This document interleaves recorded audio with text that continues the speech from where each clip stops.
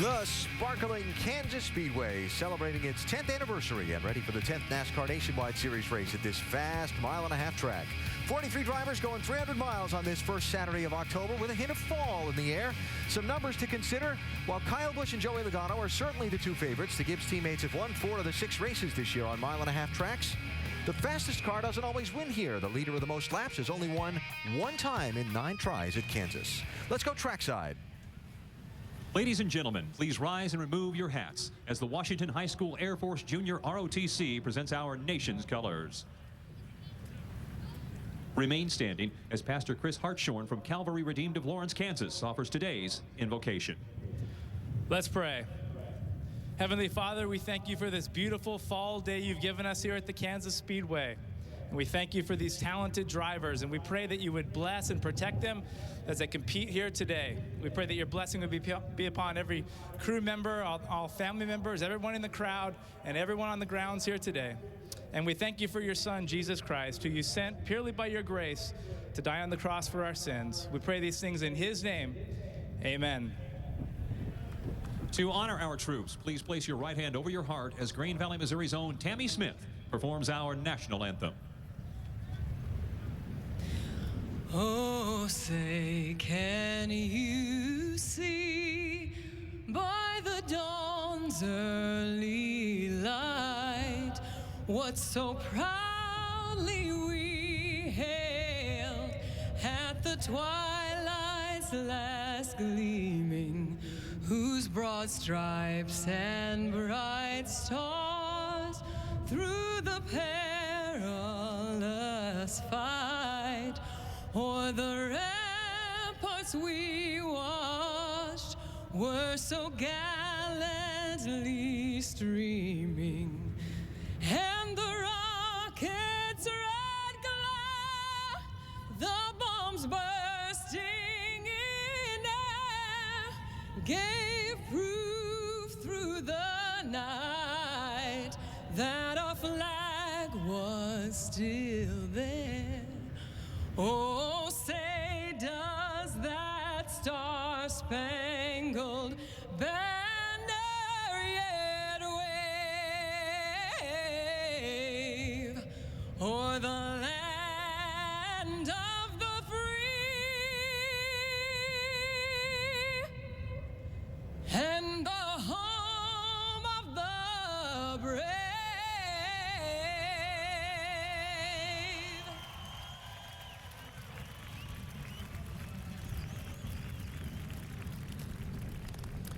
Very nice job. And so as the competitors load up, we note there are 11 double-duty drivers in the field and 6 drivers representing 8 past series championships. Lots of talent, lots of threats to those who've dominated this type of track this year.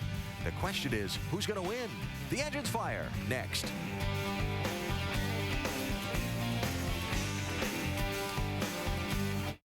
Just 7 races to go in the NASCAR Nationwide Series for 2010. Today it's Kansas City, Kansas for 300 miles. The engines fire in just a moment.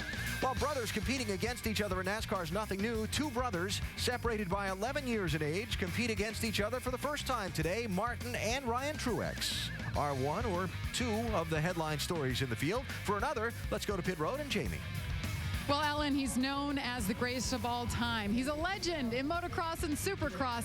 And last year, his first year in the Truck Series, he was voted most popular driver. Well, today, he makes his first ever start here in the Nationwide Series. Now, he's been leaning a lot on his friend and mentor, Kevin Harvick, who's also racing today. He's helped him out a lot and gotten him up to speed quickly. Now, the goal for Ricky today, turn all of the laps and gain experience. Now, while Ricky continues to buckle in with all the other drivers, the guys on the other side of the wall continue their preparations to take us inside. Let's go over to Mark Hollywood Armstrong. Thank you very much, Jamie. Down here in the pits before the race gets started, and you see those pit stops on TV, a lot of preparation goes on down here. The gas men, not only do they gas the car, but they have to be ready to help us make adjustments. And the tire carriers, well, they're here stretching and getting ready. And don't forget that all-important jack man, well, he has to check his equipment and look it over also. And then, just to give us a little extra practice, we have an opportunity here to hit a few lug nuts and get ready for that important stop. Alan, to you. Hollywood, thanks, and go back to getting your preps done. We'll look forward to going over the wall with you today. All right, it's a fast racetrack. The drivers will be on edge all race long, so let's go to 3 men who are always on edge when I introduce them, because they're never quite sure what I'm going to say. Marty Reed with Dale Jarrett and Andy Petrie, gentlemen. Thank you very much, Alan. Hello again, everybody. I apologize for my bit of a cold. Let's talk about the fact that there's never been a repeat winner here, but top 3 qualifiers have won here. Logano, Kyle Busch, and Kevin Harvick. Do we see our first repeat? Well, since there's only 4 of these guys in the race that have won race here, I think that, yeah, we've got a great opportunity. Who's going to step up and take that opportunity? You know, it could be Brad Keselowski, Carl Edwards. There's some others. Paul Menard's been running great. So I think we have a wonderful opportunity, and especially, Andy, because there's a lot of strategies played out in these 300-mile races. Well, there is a lot of strategy, but we're talking about guys that if we want to see repeat as winners, and I think those, you know, Logano and Kyle Busch, the Gibbs cars, are going to be really hard to beat today. Let's talk about the wind. It's coming from turn 4 down to turn 1. You say it's going to be tricky. Yeah, it really can be, because you're not sure exactly what you're going to get, as it gusts a lot down in turns 1 and 2. So you have to be extremely careful. Probably give the guys a little bit more room that are on your outside. And as a crew chief, he's got to listen to these comments from the drivers and make sure that he's not letting the wind affect how he's going to adjust that car, so he doesn't adjust it out. All right, well, we have got everything pretty much set as far as the stage is concerned. We've talked about the weather. We've talked about the new names and faces and the new combinations, the favorites and those who could surprise us. Let's go down and get this race underway.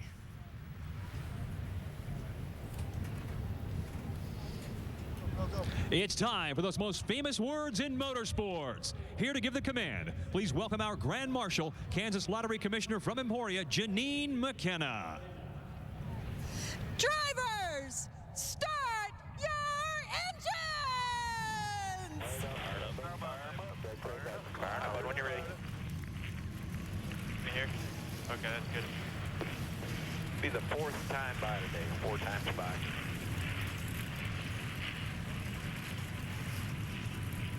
Because it's so cold.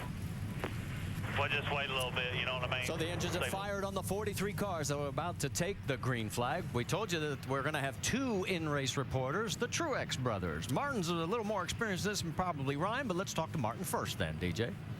Hey, Martin, Dale Jarrett, the ESPN. You have a copy? Thanks, Dale. How you doing, man? I'm good. How are you today, man? Hey, Martin, we've got a question first from one of your fans, Terry in Harpers Ferry, West Virginia, asked, will you race your brother differently on the track than you would another driver? And what if a win was on the line? We'll just have to wait and see, you know. Hopefully we won't have to worry about that at the end of the day. That's the plan. But, you know, I think our objectives here are a little bit different today.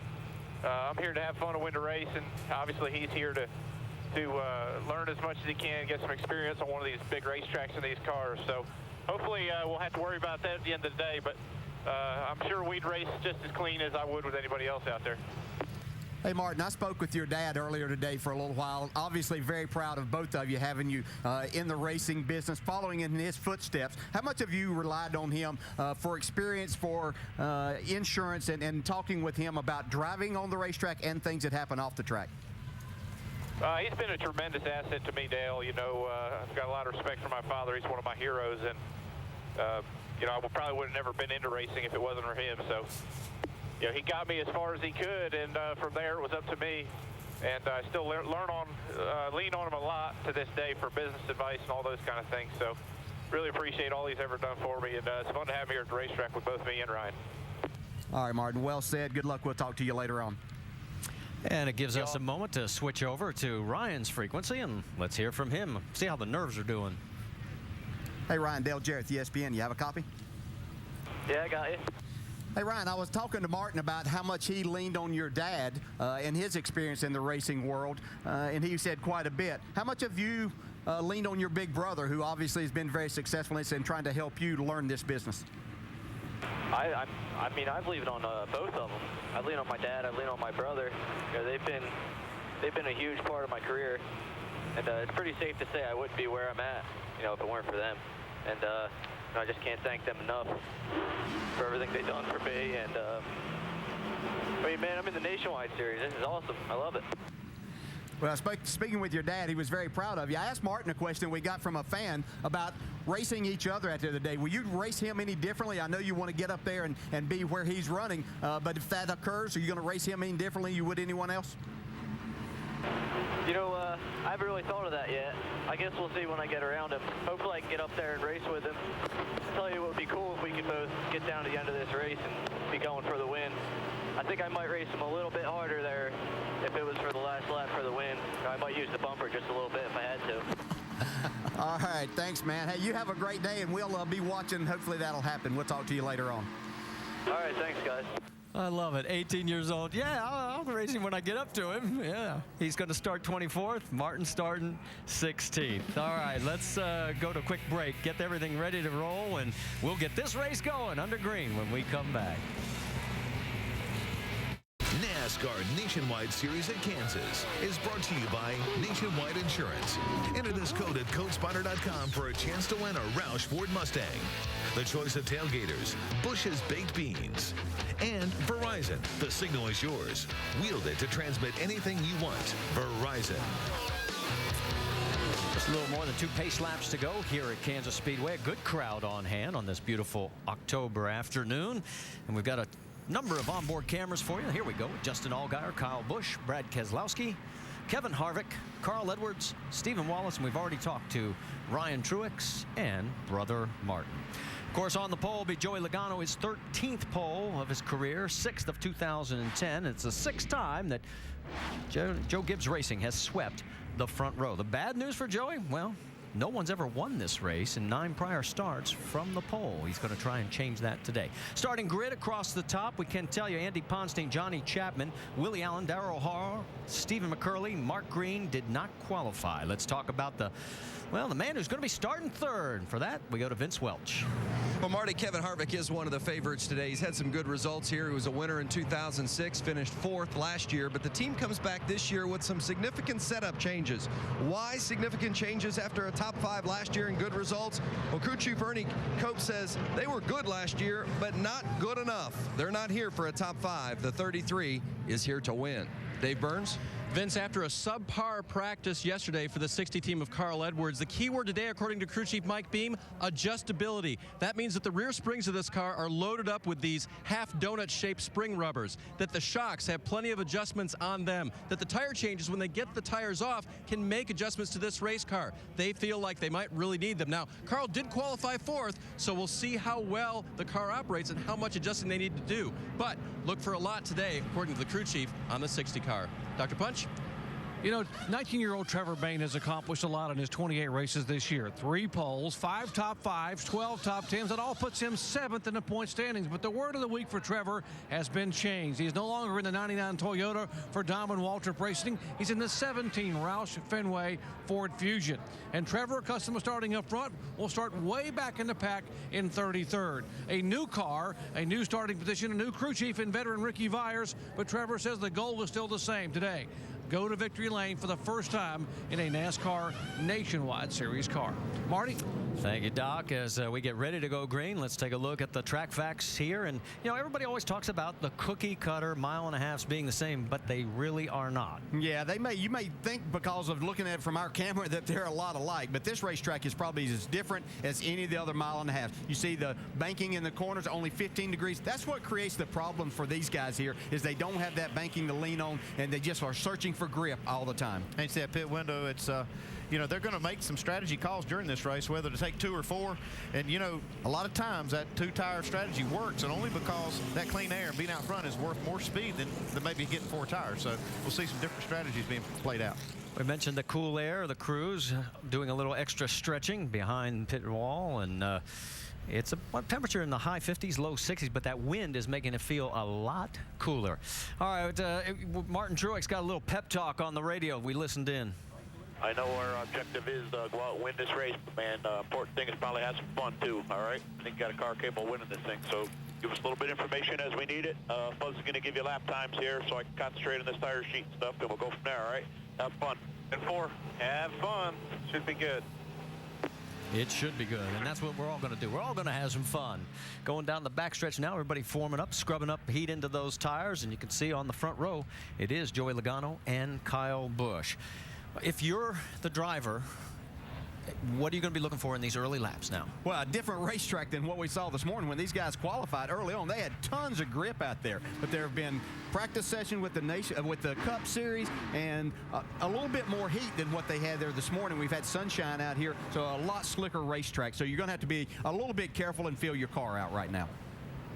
So as we get ready to go for the first of 200 laps, pace car still making its way around and heading now just towards pit entrance. This time by, now he finally ducks it down. The crowd, you can hear them coming to their feet as they are getting ready. 43 cars, the Kansas Lottery 300. Race number 29 of the NASCAR Nationwide Series is green.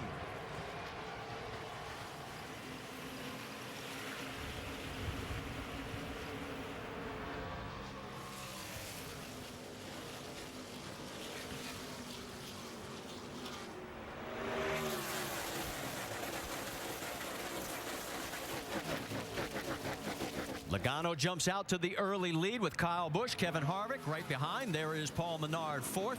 And in the fifth spot, Eric Almirola. Carl Edwards, I should say, in the fourth spot. Yeah, Carl Edwards lost a spot. He went for the bottom of the racetrack and won. And Paul Menard passed him on the outside. Little side-by-side action. That's Keselowski on the high side with his teammate Justin Allgaier right behind him. Somebody way high. Oh, that's Ricky Carmichael, and another car looked like it got into the wall at the exit of turn number 2. I think it might be Brendan Gaughan. The 62 of Gaughan on that high side. Doesn't look like any serious damage. There's the 17 of Trevor Bayne. Boy, that sounds strange saying that, doesn't it? Yeah, it really does. We've seen him in that 99 so much and moving forward and qualifying up front. He's got to come through a lot of traffic here now. He's the 9th different driver to compete for Roush in the Nationwide Series here in 2010. And he is right on the back bumper of the 62 of Gaughan, trying to look on the inside now. And there you see the 16 right behind him, Colin Brown. 3 wide as they go down the back stretch. 32 with Reed Sorensen. There's Martin Truex in the 00 coming up on the 11 of James Buescher. Yeah, he's at 42. That's Parker Kligerman. He was a pole sitter here last year. Qualified 7th today. Yeah, Martin Truex has a really good race car. Don't think he got quite the lap in qualifying they won. He went out later and had to be a little bit conservative, just make sure he got this car into the race. Saw the 38 there of Jason Leffler as he sort of slid up and managed to take a position away. 7 car coming down side by side. This is the last time we're going to see Josh Wise in that 7. After this race, it'll be Danica Patrick for the remaining 6 races. Her IndyCar season ends tonight down in Miami. Smoke coming off the left front. Looks like Stephen Wallace's car. It looks like he might have had some contact on that left front. So sometimes, Andy, you pointed out that'll work itself back out some, but sometimes it does. Yeah, sometimes it doesn't. That's the view out the back. Rubber what? Go away now, Stephen. Clear by 10. Stephen right now running in the 18th position, coming up on Ricky Stenhouse Jr. Stenhouse celebrating his 23rd birthday today. Points leader Brad Keselowski side by side with the 88 of Eric Almirola, and you ride on board with Justin Allgaier. He's got the best seat in the house for this one. Battle for the lead starting to back close up. Here comes Kyle Busch on the inside of Joey Logano. Yeah, these two are going side by side, and you see 33 car Kevin Harvick now coming into the picture. We talked about these top 3 all winning here before at Kansas. Could they become the first, become 2-time winners? 9 different winners in 9 races here at Kansas. On board with Harvick.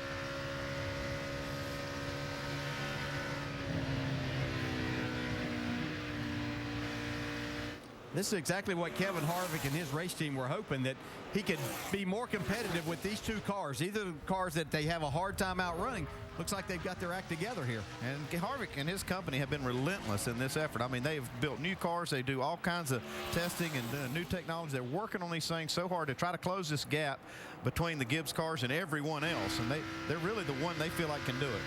Well, in 2 laps, Joey Logano's gone from the race lead back to 3rd. There you see from high above, you've got the 18 of Kyle Busch in front by 0.4 of a second. Moving a little bit further back, mention into Ricky Stenhouse and that group. That is 17th on back. A little bit in front of him there. You got the 10 of Ricky Carmichael, and the smoke on the 66 of Stephen Wallace has disappeared. Yeah, it's let up quite a bit. I don't saw just a whisper just a lap ago, but it looks like it's let up a lot. See Ricky Stenhouse there in the 6th, the City Financial Ford out of Jack Routh. We've documented a number of times just what a great second half of the season that he's had, and he's really excited. He thought that his race car was going to be extremely good here today on the longer runs. From Ryan Truex's view, Ricky Stenhouse, he's finished in the top 15 in 7 of his last nationwide starts. He's the best finishing rookie in 4 of the last 5 races, and he's only 1 point out of the Rookie of the Year lead. Well, welcome to everybody on ESPN2 as the football game has concluded, and we have got our race started here. We've already completed 11 laps on ESPN Classic. Our pole sitter, Joey Logano, has dropped back to 3rd. He led 5 laps, and then Kyle Busch has taken over the last 7. Kevin Harvick has moved into 2nd place. Behind Logano in 4th is Paul Menard, Carl Edwards, Brad Keselowski, Justin Allgaier, Martin Truex, Eric Almirola, and Reed Sorensen round out the top 10. We've had 0 cautions so far, and here comes Harvick on the outside looking for the race lead. Yeah, something pretty unusual to see Kevin Harvick move up off of the bottom side. He told me today that he planned on being right on the bottom. He really got a nice run there, 3 and 4. Whoa, but he runs up high here, almost gets it into the gray. I think Kevin Harvick learned something at Michigan in his Cup car that's taught him how to move around on these tracks, and especially tracks like this. This track races a lot like Michigan, and I think that's paying off for Kevin Harvick. Oof. He's out there searching around. He's kind of wiggling all over the place, but he's taking the lead off turn 4. Well, and Kyle had a nice move in there as well, but now we have our 3rd different leader. Yeah. Really losing to 3. So we look back now after the lead change happens, and a little bit further back now, 1 second behind the race lead is our pole sitter, Joey Logano. Vince, what's the latest you're hearing? You know, one of the issues Logano says he has had during this Nationwide Series season is the fact that they have a good car in that final practice, and then it doesn't seem to translate once the race starts. He said it takes them that first stint before they really feel like they've got a decent race car. It started off the same, much the same today. Says it's just too loose in and too loose off for him to run with Kyle and Kevin right now. Kevin Kidd, the crew chief, assures him we'll get it snugged up for you. Yeah, a long way to go in this race here as we go side by side with Reed Sorensen on the low side in the 32, the 88 of Eric Almirola. Here comes Jason Leffler to get in this mix as well. Yeah, I spoke with Jason Leffler during the qualifying session this morning, and he was really excited about his race car for the race. I think he thought he was going to qualify in the top 10. They didn't work much on the qualifying effort, but he really thought when they finished practice yesterday that his car was good. Check in now on the 98 of Paul Menard because he's under pressure from Brad Keselowski. S22 car steadily going to the front, passing inside and outside. You see him now looking outside Paul Menard. Yeah, he's really utilizing this higher side and creating and carrying a lot of momentum through the corners. You get a little bit more, even though it's not a gradual banking track, you can get a little bit more feel of banking by running a little bit higher on this racetrack, and that'll give you a little bit of grip and carry a little bit of momentum, keep the RPMs up. Keselowski's moved from his 8th starting position now up to 4th. Could be a potential problem for the 66. Stephen Wallace looks like that left front could be a little low. It could be. You know, we saw the thing rubbing earlier. The smoke kind of went away. Get a load up at the yellow line. Doesn't look like it's flat at that point right there. Yellow line. 38 is the line. Coming to you, boys. Give it back if you need to. Well, when he gets down to his pit box, we'll go over the wall with Mark Hollywood Armstrong as here comes race leader Kevin Harvick. He'll put him 1 lap down as of right now. Your left front fender, guys. You heard the call on the left front fender. It's the view that Hollywood has. Here we go. Fix that left front fender for clear.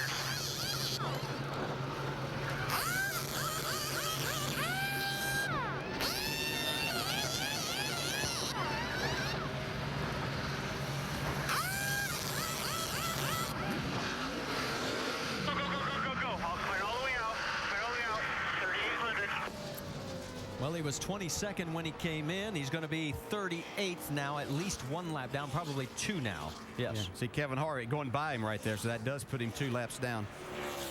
So as Kevin Harvick continues to rack up the laps led, he is about to take over the 8th lap that he's led.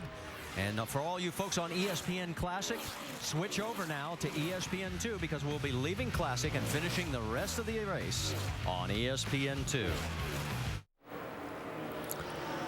Well, Kyle Busch found the high side of the track to his liking during the commercial break, and he has shot past Kevin Harvick for the race lead. Let's go back and show you exactly what happened. Yeah, it looked like he was going to make this pretty easy. Then he ran in on some lap traffic, uses that to get a little bit of drafting help there, and then makes enough room through the center, takes the lead back. Pretty sporty move right there. Let's get an update on the 18, Dave Burns. It's been an interesting watch so far. If you're following the 18, it was at the beginning of the race, tight from the center off. Then when he got out into the clean air, when he took the lead after about 4 laps, it was free.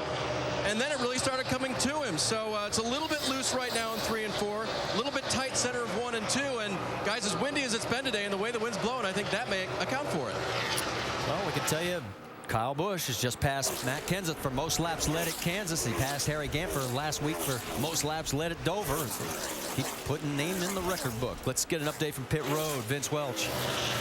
He just documented the issues that Stephen Wallace had. Here's his left rear tire, and you see that the rubber on that is smooth. Now look at the difference in the left front tire where he had that fender rub, and look at the damage that is done on this left front. That's the reason that he had some smoking issues on the tire. Tire was starting to go down. He had to come in to make that green flag stop. Tough break. He says he doesn't believe he made contact or didn't recognize any contact that might have dented in that fender and caused that tire damage.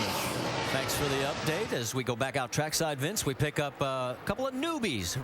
You got Ricky Carmichael in the 10, the 99 of Ryan Truex, and a wily old veteran in Mike Bliss right there in the 40.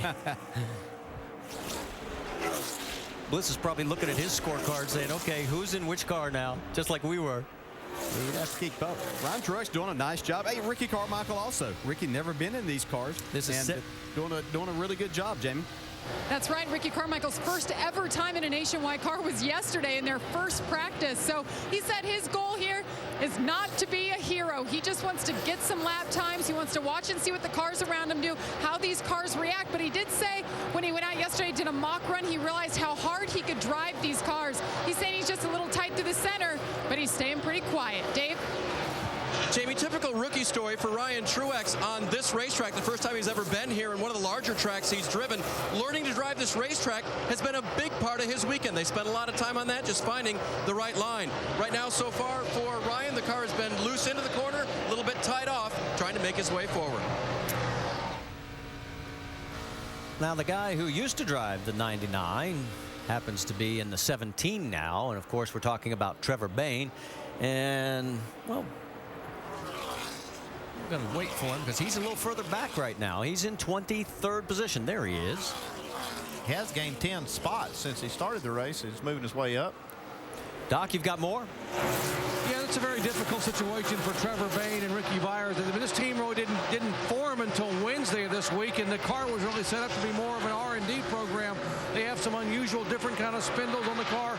Some of the things that Roush Fenway are looking to find out about for later in the year or next year, and they have it on the car, so the cars aren't set up like the other teammates you've got in the race. Right now, Trevor's talking about the car being a little tight. They're thinking about maybe taking the spring rubber out of the right rear when they make their first pit stop around lap 55. Well, in fact, the entry was so late, he does not even get driver points for this race in that 17, according to what we saw on NASCAR. Now let's talk about the 12 and the 00. Martin Truex and Justin Allgaier. They're going nose to tail with each other. Allgaier from on board looking back. That is for 7th and 8th position. That's Kenny Wallace they're going around. Let's get you updated on some cars that have pulled off behind the wall. Danny O'Quinn, Kevin LePage, David Gilliland, Brian Keselowski, and Jeff Green are all out of this race. And Andrews is just currently off. Tim is not officially out yet. Paul Menard is getting closed down on by Allgaier and by Martin Truex. And guys, Menard's going in the wrong direction. He lost contact with that lead group. Yeah, and they've run enough laps now. This is probably, well, definitely more laps than anybody was out in practice. See Martin Truex's car wiggle a little bit off turn 2, but they're starting to find that they have some issues with the handling. They're starting to show up right now, so they'll be telling their crew chiefs what they need on a pit stop. Well, we saw that first run where Kyle Busch fell back, lost the lead, actually, Kevin Harvick, talking about his car being loose. And I think that's the way you really need to be to begin the run, to be able to be good after we run a few laps. And now you're seeing Paul Menard fade back. Makes me think maybe he was just a little too tight, or is a little too tight. They'll have to make some adjustments. Justin Allgaier, he looked like he was going to get passed there by Truex, but came back on the high side and retook the position. Now here goes the 00 again. Yeah, Truex seems to be a little bit better on the exit of the corner. His car's not able to get in. Tells me he might be a little bit free on the entry, especially as he's on the inside of a car. But that's helping him on this exit to carry a lot of speed, and he's going to take that spot away now. And he does clear him. Got a little loose, though, as he came up, and here comes Allgaier right back. Meanwhile, just a little bit further up, you see there, Paul Menard.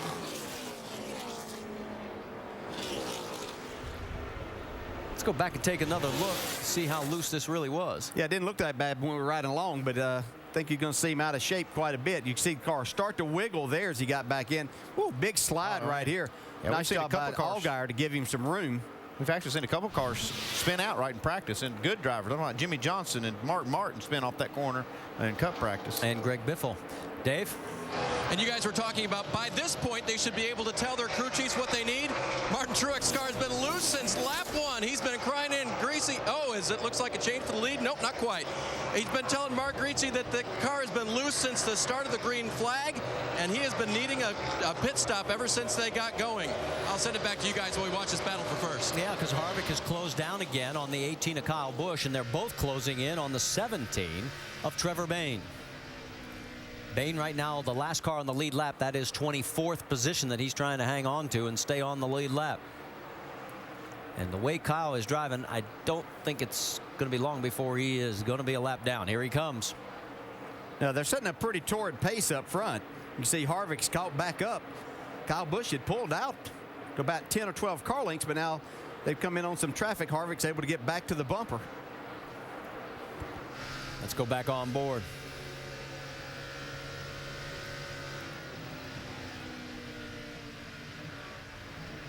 Mike Wallace in the 01. Let's go back and listen in on the 18 radio as he finally clears both those cars. The front of the car really turns on entry to center. Center just dies off, it feels like. I don't know why it does it both ends. You know, I can't get the power down as hard as I want, as soon as I want for exit, because it's just going to push through the front tires. What do you think, Andy?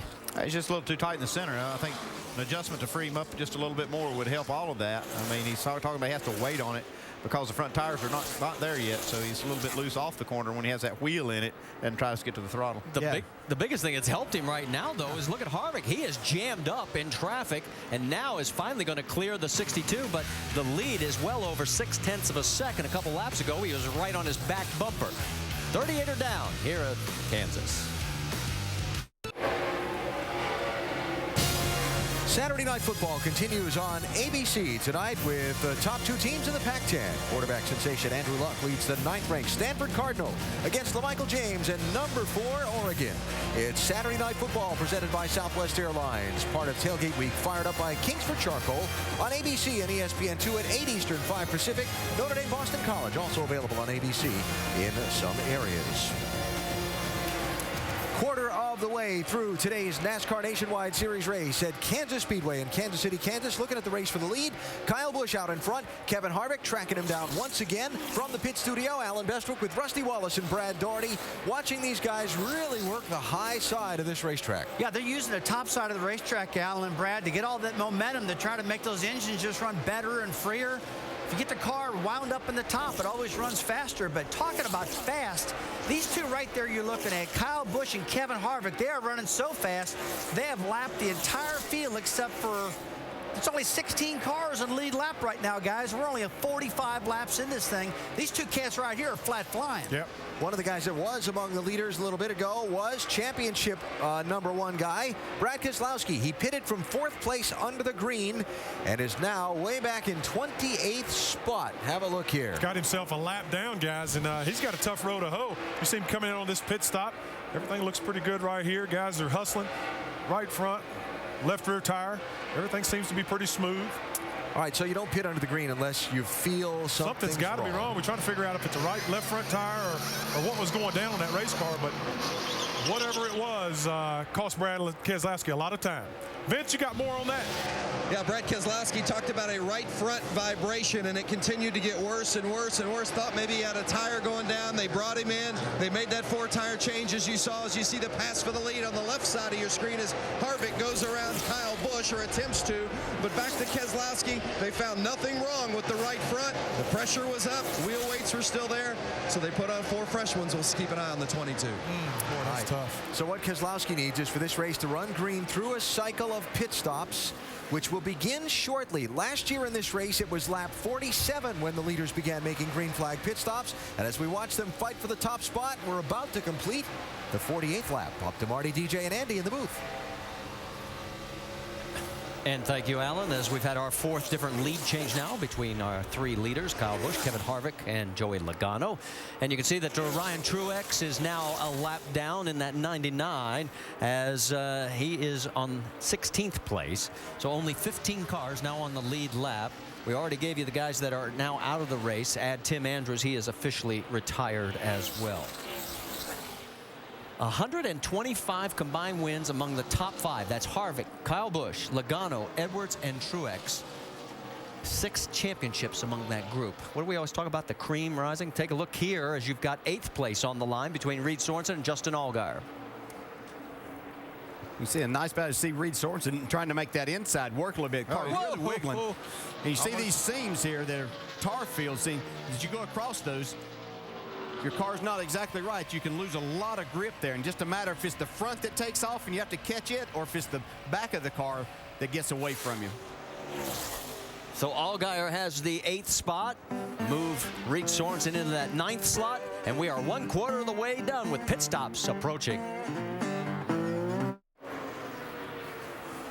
54 laps are down. Kevin Harvick, the race leader, is going to bring his car to pit road. A couple of guys did not make it in time. Here comes Kyle Busch as well, as a lot of guys out of fuel, several cars that you see right there, and a lot of Braun Racing machines, now, of course, Turner Motorsports machines.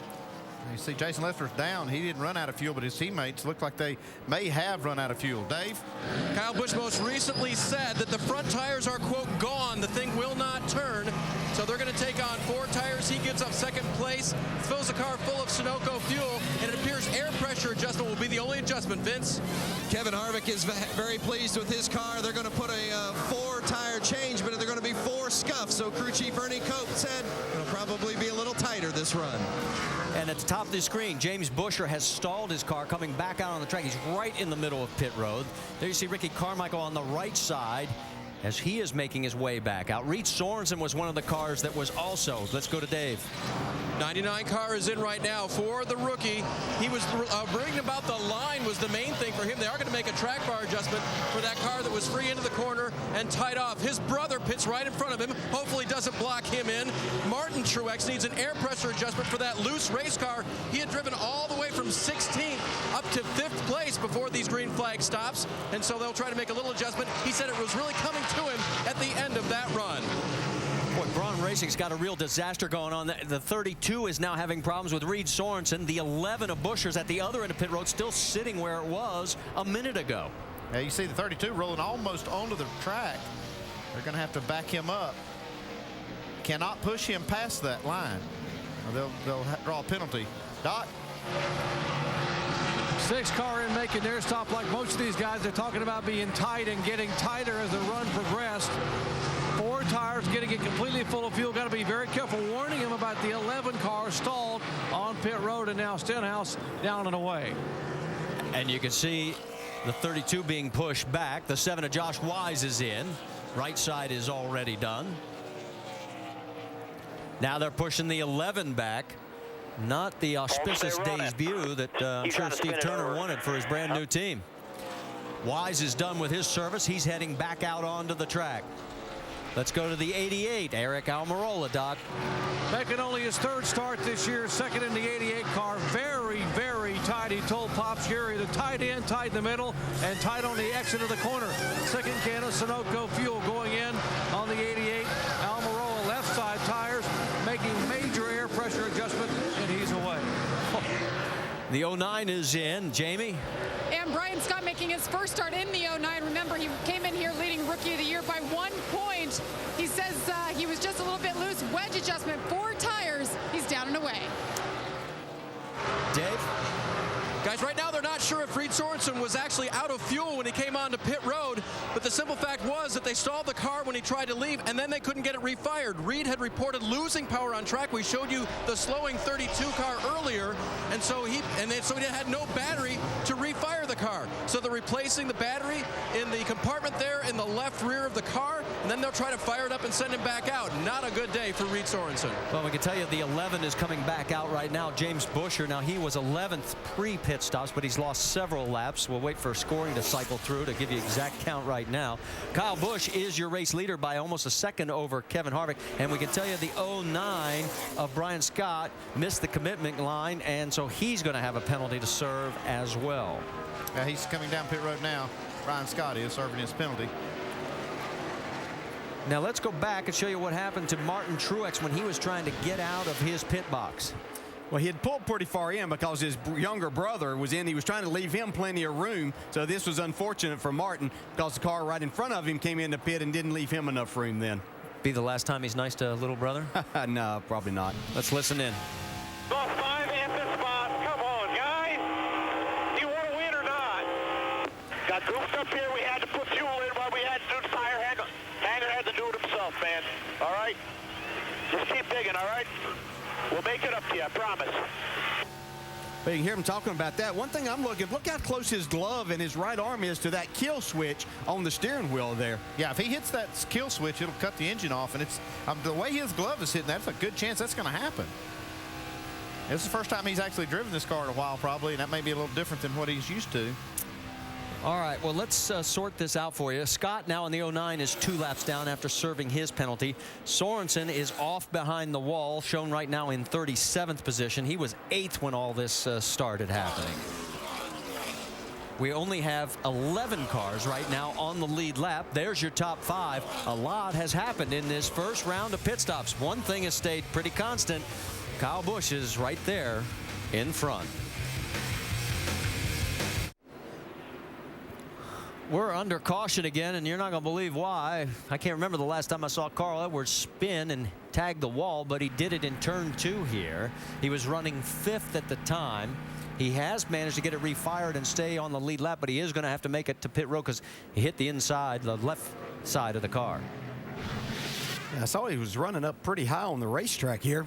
Looks like he just gets a little too high, and he tries to stay in the throttle. There's not much grip to be had up in that part. You see just how dirty it is up there. That's pretty good traction there. Yeah, a lot of damage. Front.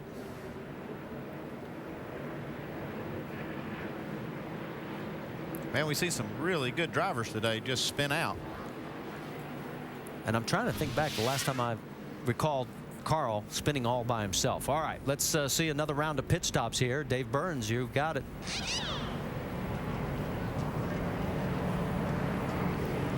Kyle Busch is coming down pit road right now, the leader of the race. He says it's still got that turny feeling in turns 3 and 4. The wedge wrench goes in, air pressure comes out, 2 adjustments to try to get the 18 even faster. Vince?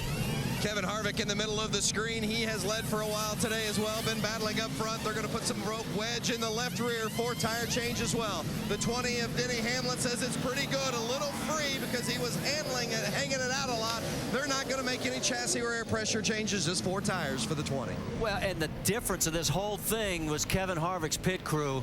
Oh, it really slow stop, right side and the left side. That was it's going to lose him a lot of spots. 6 seconds difference between Kyle Busch and Harvick. And that is not going to make Kevin very happy, as you well know if you follow this series on a regular basis. Well, we'll reset it for you when we come back here at Kansas. After a green set of pit stops, to call your driver back in or not, the answer was yes. For some, an opportunity, this yellow flag, to catch up. For others, some troubles on pit road. We'll follow up on that story in just a moment. Kyle Busch is the race leader at Kansas Speedway after 69 of 200 laps. On the round of pit stops, Busch's team held the lead, but Kevin Harvick went from 2nd to 5th. Andy, they had a little bit of trouble. Yeah, they did, Alan, and these two cars are very evenly matched. It's going to come down to maybe a pit stop on pit road. Harvick's hoping for something a whole lot better than this one. You see as they come in, they got a real-time clock running on the right side. You see the jack comes up, having a little problem on the right front, quite a bit actually. See right here, 8, almost 9 seconds on the right side. A good side over there would be about 6 seconds. That's a couple seconds off, and they're also a little bit slow here on the left side. At 17.8, lost. He was really lucky not to lose any more spots than he did. You can see, comparing to the fastest stop on pit road, Kyle Busch's team, they did a 12-second, a little over 12-second pit stop. Lucky Dog's going to go to Eric Almirola. There were 20 total waiver rounds. We're going to try and give you the names of at least those that got back on the lead lap. And we know Josh Wise, Ryan Truex, Trevor Bayne, Howard Gahn, Carmichael Braun, and Mike Wallace.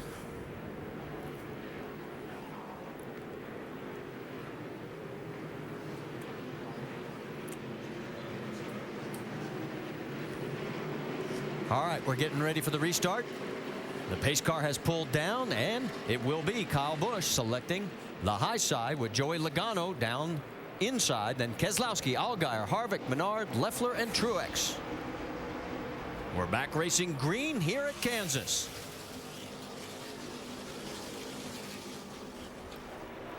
Trying 3 wide a little bit further back.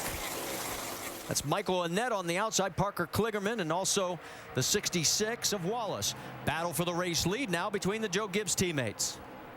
Yeah, we saw early on the start of the race that Joey Logano was able to get out front for a few laps, but Kyle's able to hold him off right here, get the lead back. Kyle Busch is just amazing on restarts. He probably gets as much out of a car on a restart as anybody that we've seen in this series in a long, long time. And not just off the go, right, when they get the green. It's that whole first lap. He's able to just, I mean, really hold his car wide open, maybe for a full, complete lap, and it's just hard to beat him. You see Reed Sorensen is back out on the track. He is 15 laps down in 37th position. Steve Wallace, and he's got Parker Kligerman right there. Those guys are both 1 lap down. They're fighting for the lucky dog position. Eric Almirola got the dog on the last caution. So 22 car Brad Keselowski made that early pit stop, and he got a break here with this caution flag, kind of reset with the rest of these leaders. He had a car that was really faster, actually faster than the leaders. Watching the lap times, he was catching them just a little bit under that green flag run, and he had that vibration. See Joey Logano now trying to work Kyle Busch, trying to get by. Kevin Harvick has gotten around Justin Allgaier, move Harvick up to 4th. There you see him on the right side of your screen. There is the top 5. And Paul Menard right behind Allgaier in 6th. See Martin Truex there in the 0-0. He's been able to fight his way back. He'd worked his way, driven his way up into the top 5 before they had that problem on pit road during the green flags. Now he's trying to put a little pressure on Paul Menard. Give a shout out to Jason Leffler in the 8th position. You know, he won the pole for the inaugural Cup race here at Kansas, and he also had a truck pole here back in 2002.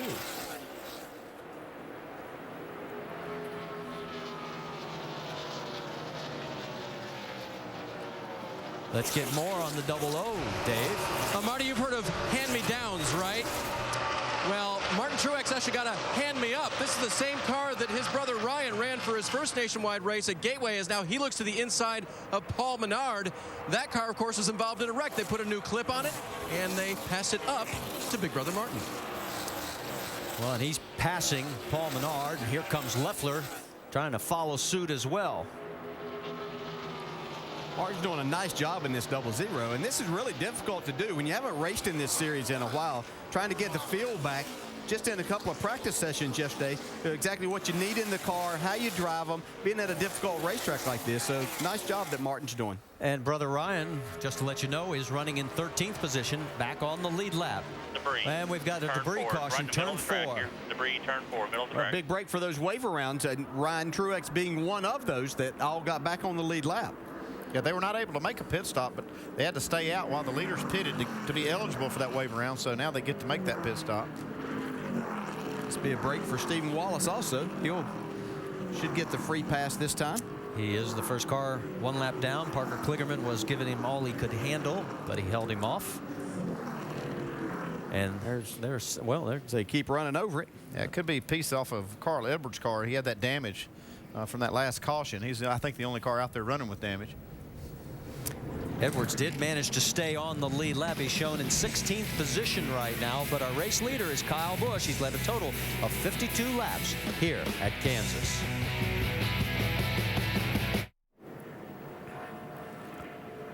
Welcome back to the Kansas Lottery 300, and make sure to go to NASCAR.com for all your latest NASCAR information.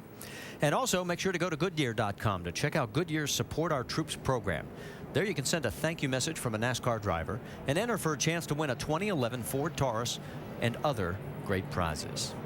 Great crowd on hand today in this beautiful fall day. We are under our second caution for the debris that was in turn number 4. And let's get an update on the Truex family. Martin's running 6th, and there's Ryan, as he is running right now in 14th. Let's listen to Martin's radio. That worked out good for Ryan there. He's 13th now. Hell yeah. Freaking awesome. So he's keeping tabs on little brother. Dave?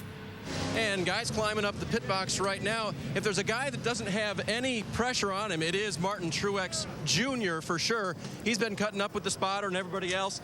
But his dad has been on the pit box all day along with Mom and checking things out here today. What's it been like so far watching your kids out there for the first time in a major NASCAR event going after each other, Martin? It's been cool. Ryan's getting a little better each lap. You know, we're getting closer to Martin, so maybe another 100 laps we'll be up front there fighting for the lead.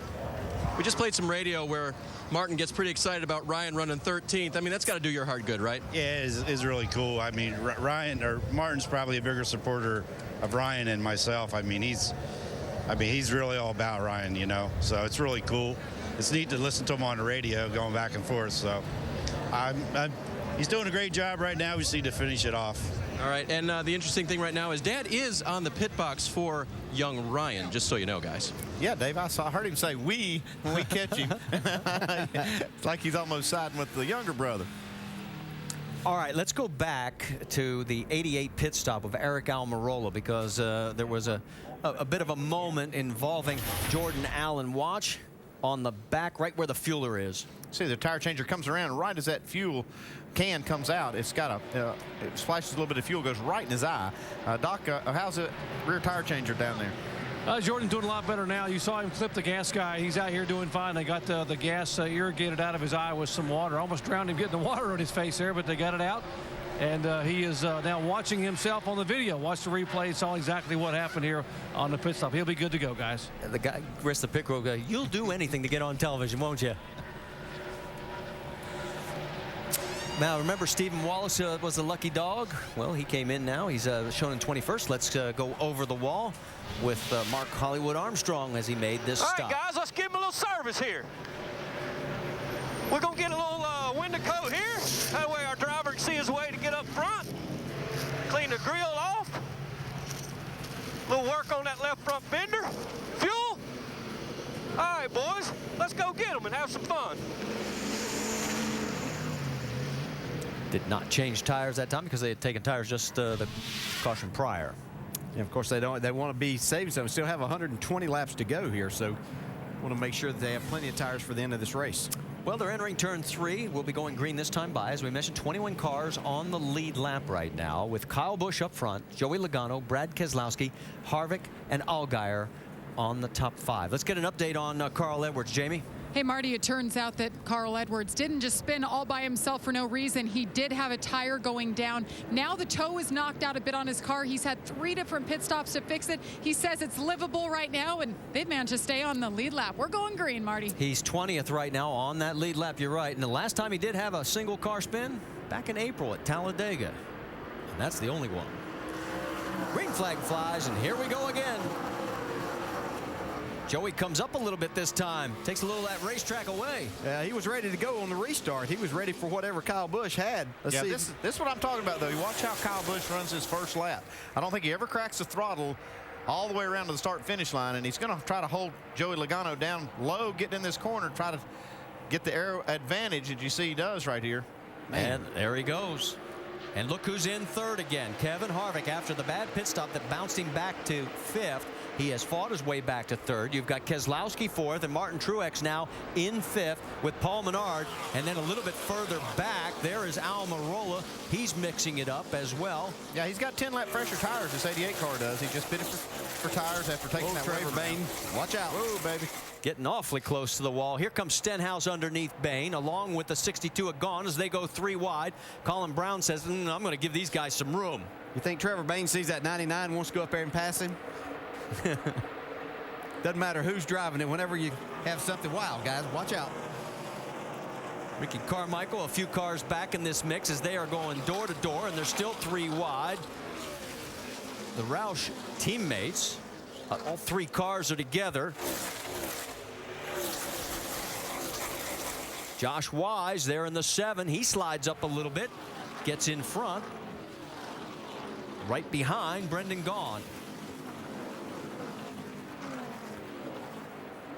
Of course, Ricky Stenhouse has been coming on very strong in the race for Rookie of the Year. He came into this race only 1 point behind the 09 of Brian Scott.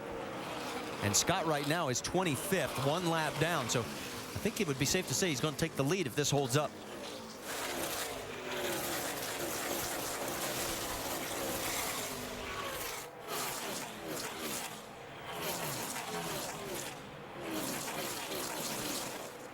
Here we go back up front. Joey Logano took a peek underneath, could not get there. Now he's going to try it again, goes below the line. Yeah, a little side draft now. He's able to get to that quarter panel and slow Kyle Busch's momentum down just a little bit. See if he can make the pass here. Looks like he's got him cleared. He can keep the momentum off of turn 2. Oh, he's definitely got him. Comes Harvick. Harvick's going to try and follow. Can't get it done on that corner. We'll see what happens going into 3. Kyle's running the higher line. Here goes Harvick looking down low again. Well, this is exactly what talked about with Joey Logano. Said that they seem like they're good at the end of the final practice, and then that first run they struggle a little bit, but they make some adjustments. Got him back up front now, Vince. Yeah, they not only made adjustments, but also one of the problems for Joey Logano has been on the restarts. He says it takes a couple of laps before the car really wants to go. He said once it comes in, it feels good and it's fast, but the restarts have been an issue for them throughout the course of the season. They've actually leaned on the 18 this weekend for some different tire pressures to help them with that issue. And even though Kyle got the better of Joey on that last restart, you see Joey went right back to the front after a couple of laps. And Joey has finished second 4 times since his last win at Kentucky back in June.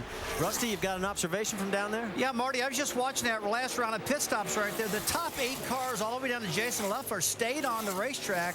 And what that does, everybody else behind these guys have got about 11 laps more fuel in their gas tank. So later on, that could be real crucial. So those guys are a little bit vulnerable sitting out there with less fuel than everybody else.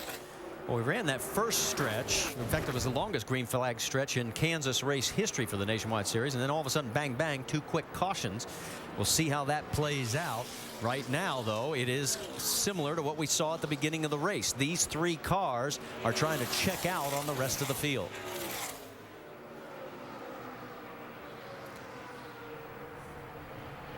Let's go back and check a little bit deeper. You got Justin Allgaier in 7th, Leffler, and here comes Eric Almirola. Now he's up to 9th and closing. He's got those fresh tires, and he's making use of them. He was the first car off pit road with those tires. See, right here's another pass for the lead. Side by side, Kyle Busch with Joey Logano. Kyle's got the spot. That'll be our 9th lead change. Let's go back and check in again. Leffler underneath the 12. Almirola about 3 car lengths behind. Yeah, Justin Leffler's just having a steady day here. It seems like Kyle Busch. Kyle spins. Keselowski avoids him nicely. Wow. Good. Keep rolling. Caution's out. Wow. He only lost 3 spots. How did he do that? Don't ask me. I mean, we have seen him. I wanted to feel what the bottom felt like, and it didn't feel very good. Okay. Are they all flat spotted? Yeah, I'm definitely coming to you. Does this mean I get a set? I think you earned it right there, bud. Just add him to the list of great drivers that spun off that corner today. Take another look, and we, like we mentioned, we saw 3 Cup cars do this today. Yeah, but that's well, I've tried to get down to that white line before. He had the left front tire way down there. Great job. Look at that. He only goes from first to fourth. Yeah, amazing sometimes what he can Brad do. Keselowski did a nice job there, too.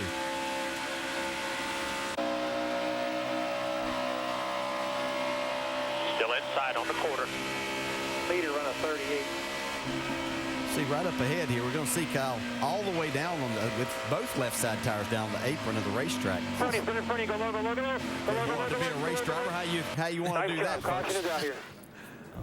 Let's go to Dr. Jerry Punch. Justin Allgaier running 7th, said the cars was basically free everywhere, and Chad Walters made the call. 4 tires, air pressure, half around a wedge in the left rear. Dave. Now, 4th place Kyle Busch will come down and take 4 fresh tires. He'll slide them in because they don't matter anymore. He'll get the ones without the scuff marks on them there. Sticker tires. Spring rubber out of the left rear to help that tight condition somehow. Vince? Kevin Harvick in the middle of your screen says he's just not able to pick up the gas. A little too loose around down on the track bar and 4 tires. Joey Logano, the bottom of your screen, you saw him take off. They also made a chassis adjustment, a half round of track bar. Says it's a little too loose when he was out front of Kyle, but he liked it much better when he was behind the 18. Great save by the 18. Well, you see Kyle Busch had a bad pit stop right there. It's going to show up right here where you can see he lost quite a few spots. Our Nationwide Insurance race off pit road, 8 spots for Brendan Gaughan. All the guys that took no tires. Logano drops 3, Keselowski drops 2. So this is going to be interesting. Oh yeah, this is going to be fun right here. Let's go on board with Kyle Busch. This is out the back. Hang on to it, hang on to it. And how he kept it off the wall, I'll never know. Good. Keep rolling. Caution's out. Got a moment, let's give you the calendar because happy hour for Sprint Cup coverage tonight at 6:30 Eastern when we get done here on ESPN2. And then NASCAR Sprint Cup Series action at Kansas tomorrow at 1 Eastern on ESPN with countdown beginning on ESPN2 at 12 noon. NASCAR Now tomorrow morning at 9 a.m. and then again at 10 p.m. Eastern on ESPN2. And then our next NASCAR Nationwide Series race will be from California next Saturday, 4 o'clock Eastern on ESPN2. And also, while we've got a moment, let's talk about the Champions Chat. All you have to do is Verizon Wireless customers text Champion to 43776 for exclusive Champions Chats. It's content from our NASCAR Now Roundtable of Experts. All right, let's reset this for you because a number of cars like Menard and Brendan Gaughan, the 99, Truex, and 81 McDowell, the 16, Colin Brown did not take tires. So it's Truex, Almirola, Trevor Bayne, Josh Wise, Shelby Howard in the top 5 for the first time. This is going to be an interesting restart, guys. Yeah, definitely it's going to be something to watch here. We got combinations of guys that stayed out. We've got combinations of guys that took no tires and fuel only and guys that took tires. So here we go. Green flags flying here as we've completed 94 laps. You have to make sure in these situations, whether if you only got fuel or you stayed out, you got your tires really cleaned off. Harvick restarted in 14th. He's already up to 12th. Kyle Busch restarted in 18th. He's already picked up 2 spots. Like Keselowski's leading the charge up to the front. Kyle on the left. We'll keep a camera on him while you look at Martin Truex trying to open up a bit of ground on Almirola. And we got him racing 3 wide off of turn 4. Ricky Stenhouse is trying to follow Kyle. Can't do it. Michael Annett goes all the way to the bottom of the racetrack. Yeah, he didn't want anything to do with that 4 wide that he was fixing to be a part of. There's Kevin Harvick now going on the high side, left side of your screen on the 62 of Brendan Gaughan. Justin Allgaier right behind him. Right side of your screen, that's what a 0.3 of a second lead looks like between Truex and Almirola. Logano and Brad Keselowski, that is for 6th position on the racetrack. Josh Wise in front of him. And boy, Harvick is moving fast. Restarted 14th. He's up to 8th, and he's closing.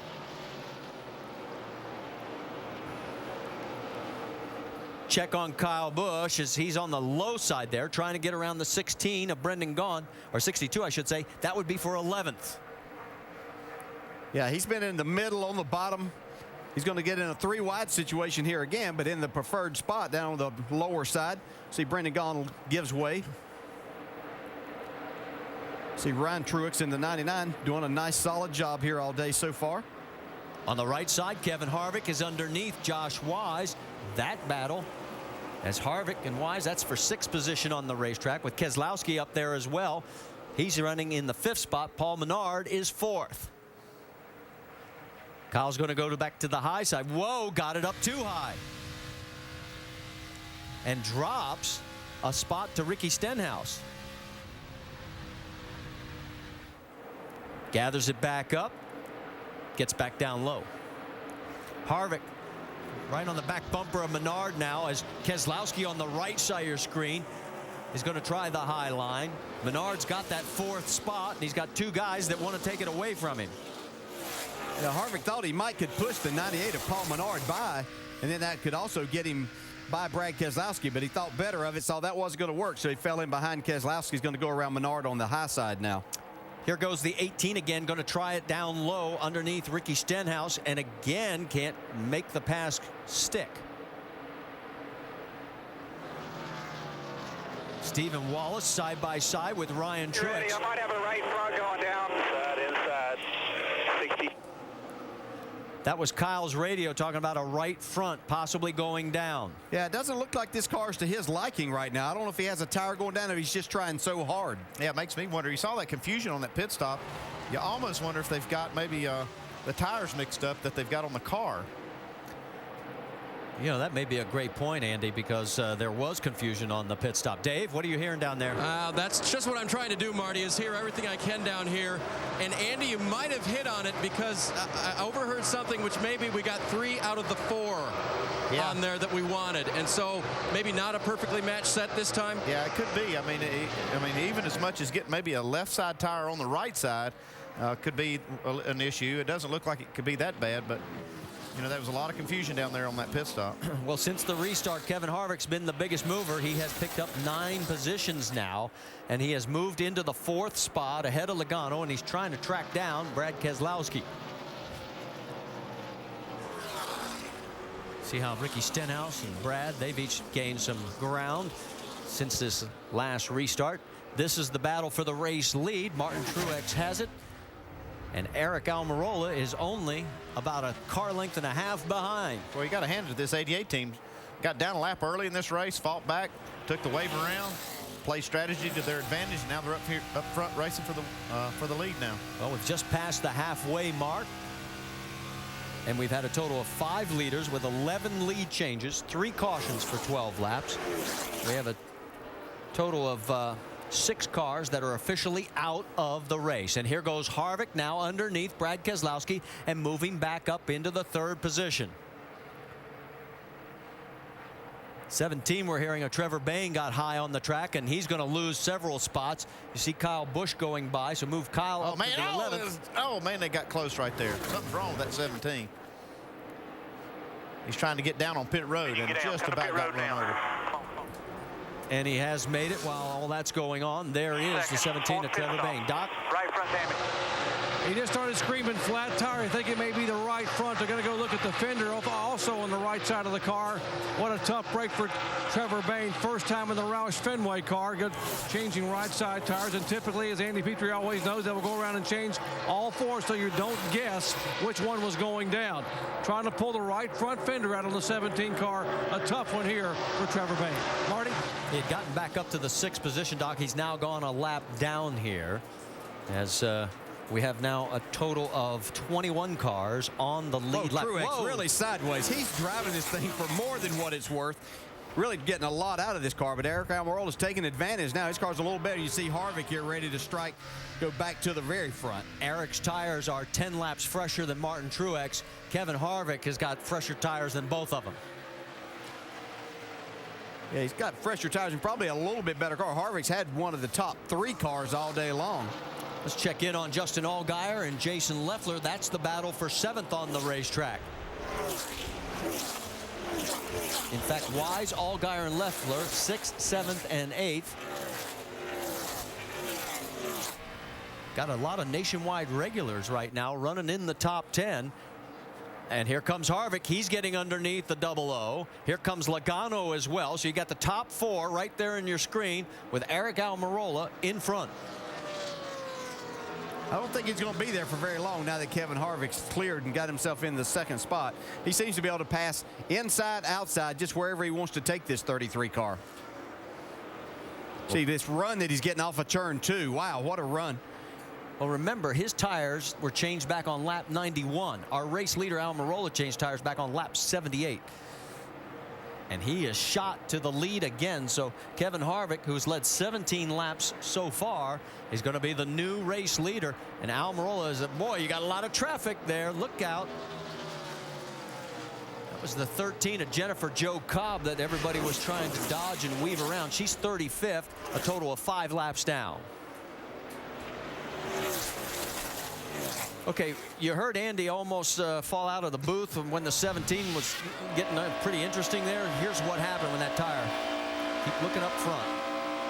There he hit the wall. That puts him in a position of kind of running wounded here for this next lap. He's going to try to get to the pits. He did make it, but as we mentioned, he is a lap down.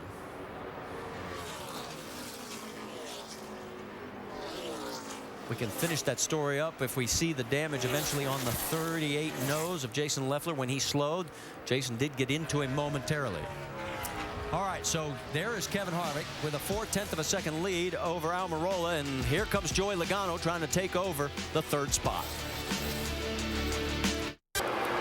Into the second half of today's race, here's our 5-hour energy rapid recap. Joe Gibbs Racing started on the front row for a 2nd straight week and a 6th time this year. Joey Logano led the first 5 laps, then Kyle Busch went out in front. The race ran for a long green flag stretch till a very chaotic first set of pit stops. Yeah, James Busch, 11 car, lost power. They had to push him back. He's on pit road, and then his teammate, Reed Sorensen, loses power also. He's got to push him back, so the Steve Turner Braun Racing team, whatever you want to call it, is having big problems right now. Yep. That's Martin Truex having to back up, get around a car in front of him. First set of pit stops, very chaotic in this race. Rare trouble for Carl Edwards. Yeah, we've got a really cool racetrack, not a lot of grip. Carl's up high, trying to run that high line, just gets in the dirty stuff, turns it sideways, slaps the left side, and knocked himself out of contention thus far, but still trying to work his way back up the leaderboard. On the lead lap in 17th position, Kyle Busch leading just shy of halfway. Yeah, he pulls a spring rubber out of the left rear of the car, makes it real loose, but he dumps the left front below the white line, de-wedges the car. We got a caution on the racetrack now, guys. See Kyle coming in and had some troubles on his pit stop. Watch the tire carrier, very slow getting over to the front of the car. Some confusion on the 18 team that dropped Kyle all the way back to 17th at the time. He worked his way up to 8th under the green flag. Though not terribly happy with his car. Until this yellow flag, you see Morgan Shepherd heading behind the wall with smoke trailing from his car. That's the cause of the debris caution, the 4th yellow of this race. It comes out with 84 laps to go, and erases Kevin Harvick 7/10 of a second advantage over Joey Logano. Here's what happened. See Morgan coming off the corner there, and it looks like the bottom end just came out of that motor. That's all she's going to road. You know, these things are wound up so tight. Everybody's running so hard. Like I say, it's cool air to make a lot of horsepower. Just expired on it. Yeah, and you never know if there's oil on the track or not. NASCAR does the right thing by throwing the caution just to make sure there's nothing on the racetrack. And I'll tell you what, old Steve Wallace, Rusty, he's gotten back in the mix. He's got himself back up to 11th position. Looks like he's running good. All right, now we talked about Kyle Busch not being very happy about his car. Listen to this. Did you make an adjustment? Just a half rubber. Out of the left rear? At tip 4. Yeah, it sucks. It's worse. It's looser in and it's tighter off. God, we suck, man.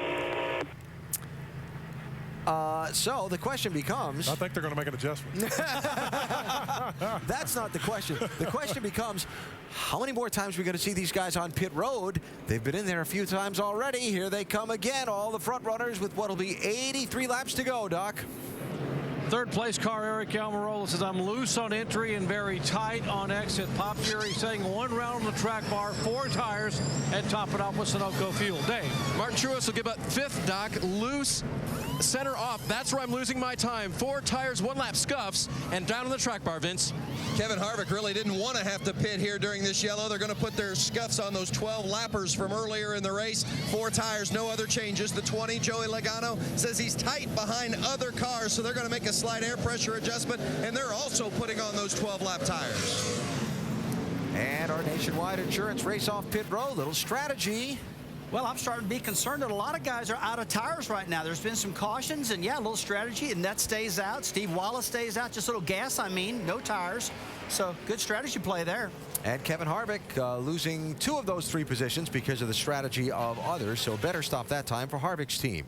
83 to go. Yeah, we'll have a new leader when we go back to green here at the Kansas Speedway after another strategy session on pit road of this very fast 1.5 mile track.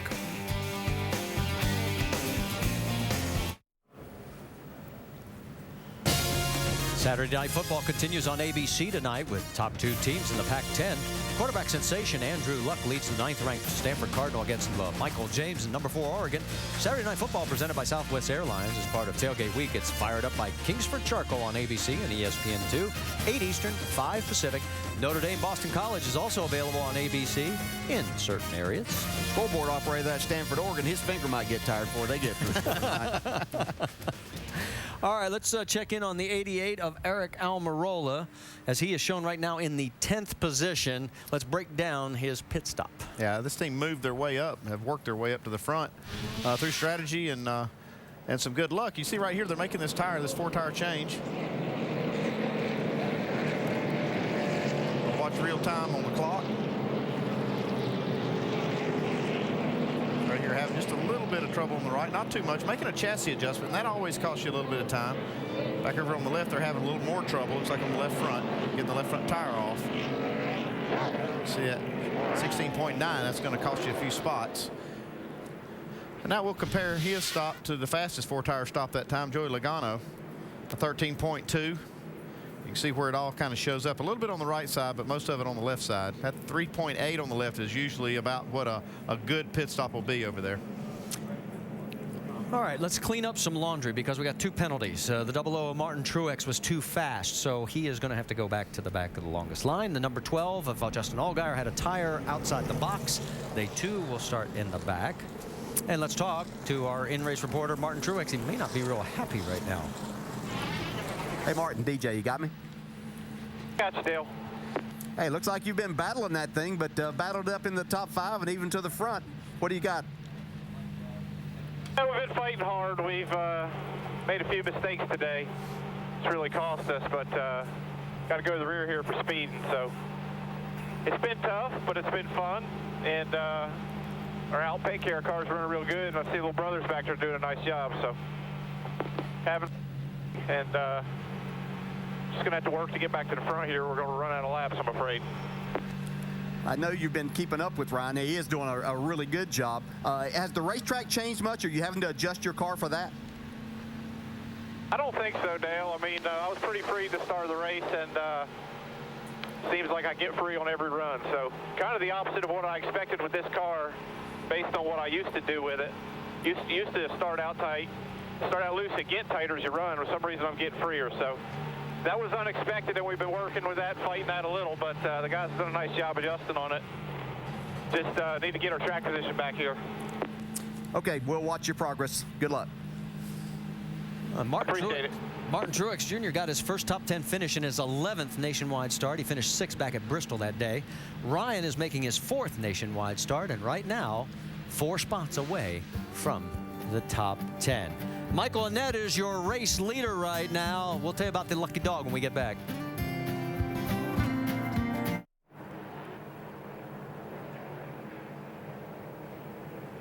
Welcome back to the Kansas Lottery 300. Make sure to go to NASCAR.com for all your latest NASCAR information. 3 waiver rounds, Richardson, McClure, Tony Raines, and the lucky dog to Joe Nemechek, the only driver to sweep both the Nationwide Series and Sprint Cup races here at Kansas in the same weekend. It was back in 2004. It was his last win in each series, and that gives us a total now of 22 cars on the lead lap. It's going to be Michael Annett, Stephen Wallace. They took fuel, but no tires. They're up front with Logano, Harvick, Keselowski, Wise, and Kyle Busch. That's your top 7.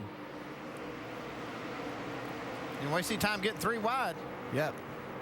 Joe Logano down to the inside. Harvick trying the high side. Let's see if he's going to try to go to the outside of Michael Annett on out of turn 2. They're going to split him right here. Annett trying to hold on, but without those fresh tires, he's barely hanging on. Here comes Wallace, though, back, and Annett gathers it up. Logano goes to the high side. Look at Stenhouse going to try and make it 3 wide, a little bit further back. Josh Wise there in the 7 car right in front of Kyle Busch. He's done a nice job all day. Keselowski to the apron. That is legal here. There are no out of bounds. Still got 3 wide right there. And meanwhile, Kevin Harvick pulls out about a 0.3 of a second lead over Joey Logano. Keselowski is 3rd. Annett's now back to 4th. Josh Wise, he's got Kyle Busch coming up underneath him. And Stenhouse on his high side. See if Kyle's able to make any progress here. See, just not able to get by Josh Wise there. Here comes Ricky Stenhouse back on the outside. Paul Menard coming up to take a spot away. Yeah, Menard on the high side now. And he's going to go and take the spot perhaps away from Kyle Busch. They're still side by side through the corner. Yeah, we know that Kyle didn't like the last adjustment they'd made on his car. I don't know how much of it they were able to put back or something that they did. Like he got down into turn 3 last time and got his momentum really broke down on the bottom side. You can see he's moving back to that high side, see if he can get something going again. Eric Almirola right up underneath the 66. They get loose. Oh, and Leffler goes around. Don't know if he got help. He's through the grass. Caution is back out.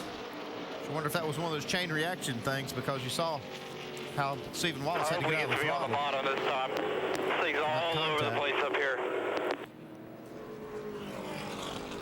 So now our 5th caution flag of the day, and we now have 74 laps remaining.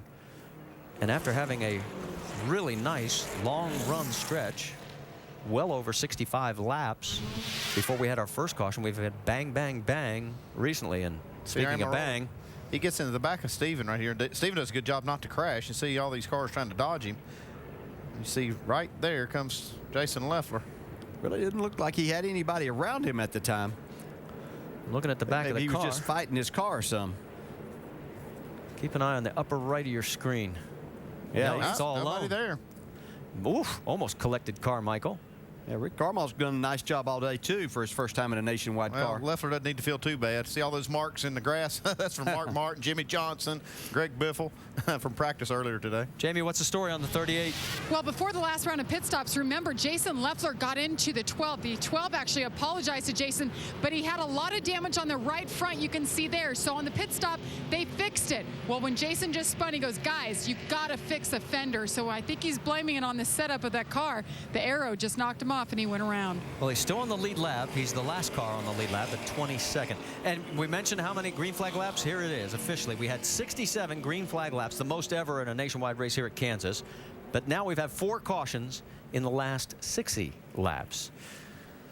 All right, so as we get ready to head for a commercial break, we'll let you know that the 42 of Parker Kligerman, our pole sitter last year here at Kansas, will get the lucky dog. So that'll give us 23 cars on the lead lap when we come back.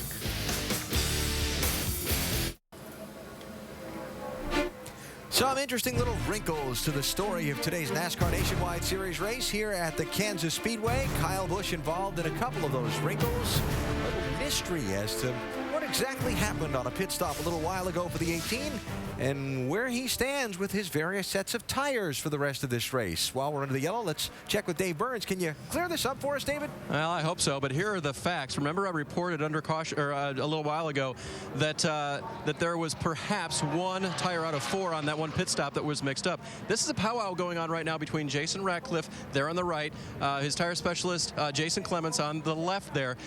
They got an extra tire. When he spun out, he flat spotted all 4. You don't just automatically get a new set of tires for that, but they were able to prove that one of the right side tires had a cut in it. You are allowed then to buy another tire. That is a tire that they're sitting and looking at. The 4 tires on pit wall are marked as set 4 on 3 of them, and set 5 and set 4 on 1. So it's mismatched sitting on the wall. There's an extra tire here. I think they're trying to figure out which is maybe the lesser of two evils in making this mismatched set a somewhat matched set, Alan. Yeah. So if what's left in the pits are mismatched, then what went on the car was mismatched at what point? Remember the pit stop where they had all the confusion over which set was going on the car? And after all of that, Kyle Busch leading the race. Went for a spin back at lap number 90 up in turns 3 and 4. Yeah, he loses it in 3 and 4 right there. Spins, and after the pit stop, the car didn't run too good after that, and that's where the confusion started. Did we get 3 new tires and left 1 old one on there, or what is going on? And we're trying to figure that out still. All right, and clarification from Dave there. Now, as these guys get ready to go after running a few laps and then slowing down under the caution, they got some work to do to get their tires ready to race. Tim Brewer in the Craftsman Tech Garage can show us. Alan, ideally, you'd like to have 4 sticker tires on a restart. But look at all this carnage. When, like Stephen Wallace came off the racetrack, he picked up all this debris. You'd like to clean the tires off and get them like this to get a decent restart. But with all this carnage on it, that's the reason the car really doesn't go. So that's where you see the drivers weaving back and forth like you see to get all that excess stuff that they pick up with the warm tire on the car. Bob and weave and bob. Grind it and off. Turn it left and right. You know, get that stuff off of there. All right, 69 laps to go, and they take the green. Marty, DJ, and Andy. This, you know what? This is one of those races where who knows what's going to happen from here on. It has been a mixed bag as far as all kinds of different strategies, that's for sure. And we are closing in on the record for most lead changes. We're at 16. The most is 19, set back in September of 02. 7 different leaders. Right now, it's Harvick on point. Logano, Keselowski, Wise, Annette, Stenhouse, Menard, Kyle Busch, Stephen Wallace, Almirola. That is your top 10. And Kyle, and Harvick, I should say, has taken the high side with Logano right underneath him, and the green flag flies again here at Kansas. Well, Joey Logano did a great job anticipating that start. Side by side through 1 and 2. Remember when Keselowski was a lap down early in this race? There he is in 3rd. Ricky Stenhouse, another good run.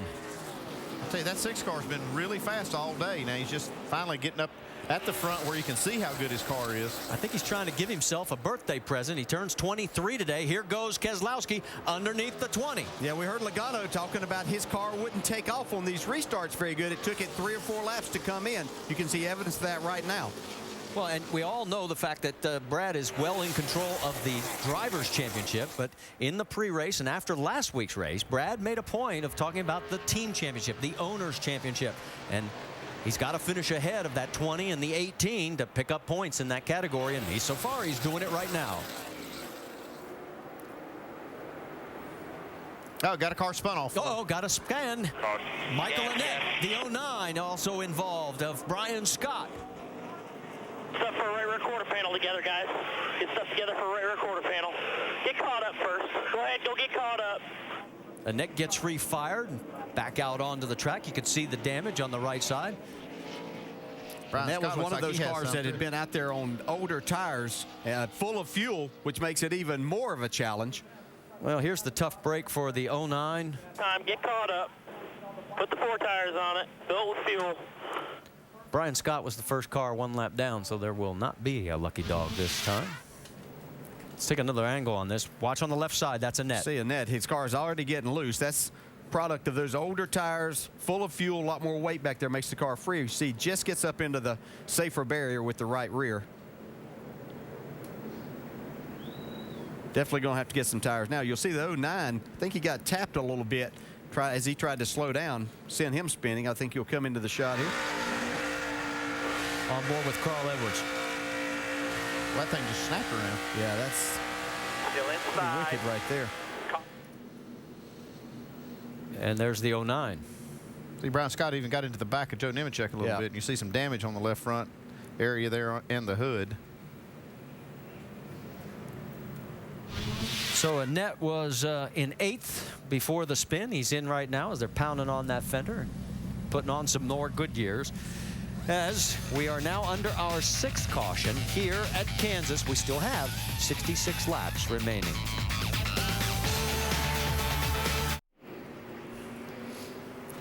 While we've got a moment, let's talk about NASCAR Sprint Cup action, because happy hours tonight, immediately following our race, 6:30 Eastern on ESPN2.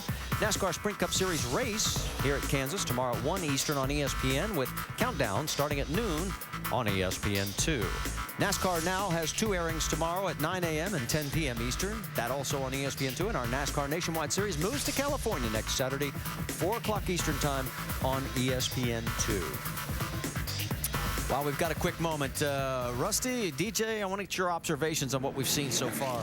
Well, we were looking a little while ago, Marty, about these cars, how bad they're driving. Some of these guys that were forced into staying on the racetrack with old tires. They came down and filled the back of the car up with the fuel, like DJ said, which makes the back of the car very heavy. But then you got old tires, and I will tell you, that is the worst feel these cars will ever have all day long. And as a crew chief, Andy, you're probably telling your driver, buddy, hold on. It's going to be ill handling. It's going to be the worst feel you had all day long. You saw Michael Annett just got loose.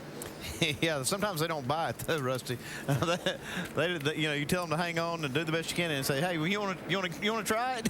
Yeah, and you got these other cars out here with fresh tires. You're trying to keep up and try not to be in their way too. Very, very difficult situation. Kevin Harvick's going to restart on the high side. Keselowski underneath him. Then it's Logano, Stenhouse, Wise, Kyle Busch, Menard, Almirola, Stephen Wallace, Carl Edwards. That's your top 10. And Ricky Carmichael running in 11th right now in his nationwide debut. But on the bottom, Martin Truex is going to go underneath him. He's going to take that spot away. You know, he got that pit road speeding penalty. He told us he didn't think he had enough time to get back up there and mix it up, but these cautions are really helping him out. Helping a lot of guys out, as there you see the top 5 going down into turn number 3. Here comes Keselowski. He's looking to take a peek underneath the 33.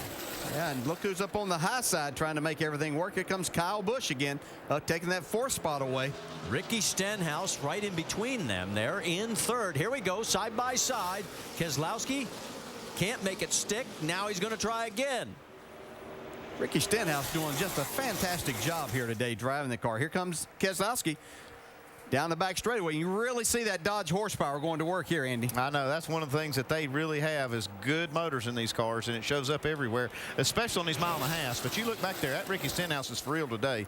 He's got a fast race car. Keselowski is going to take over the race lead.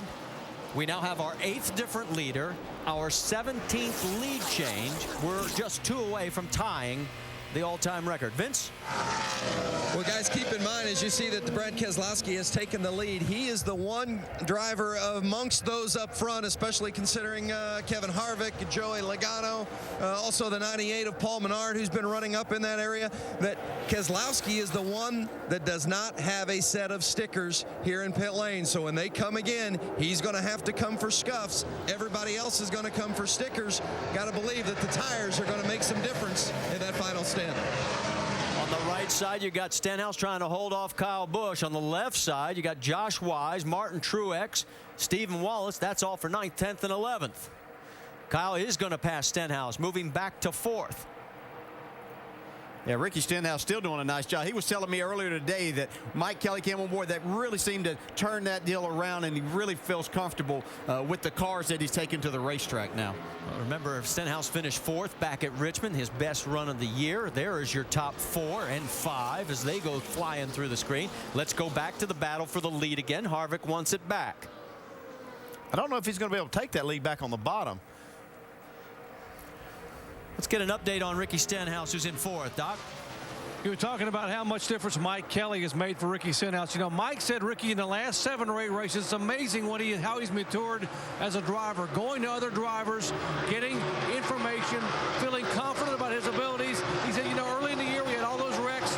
We parked all those cars at the DNFs, but he has had top 15 finishes in 7 of the last 9. He said he's been the top finishing rookie for the last 5. He said the confidence has been the big difference in Ricky Stenhouse, believing that he can go to these guys and now run with them up in the top 5.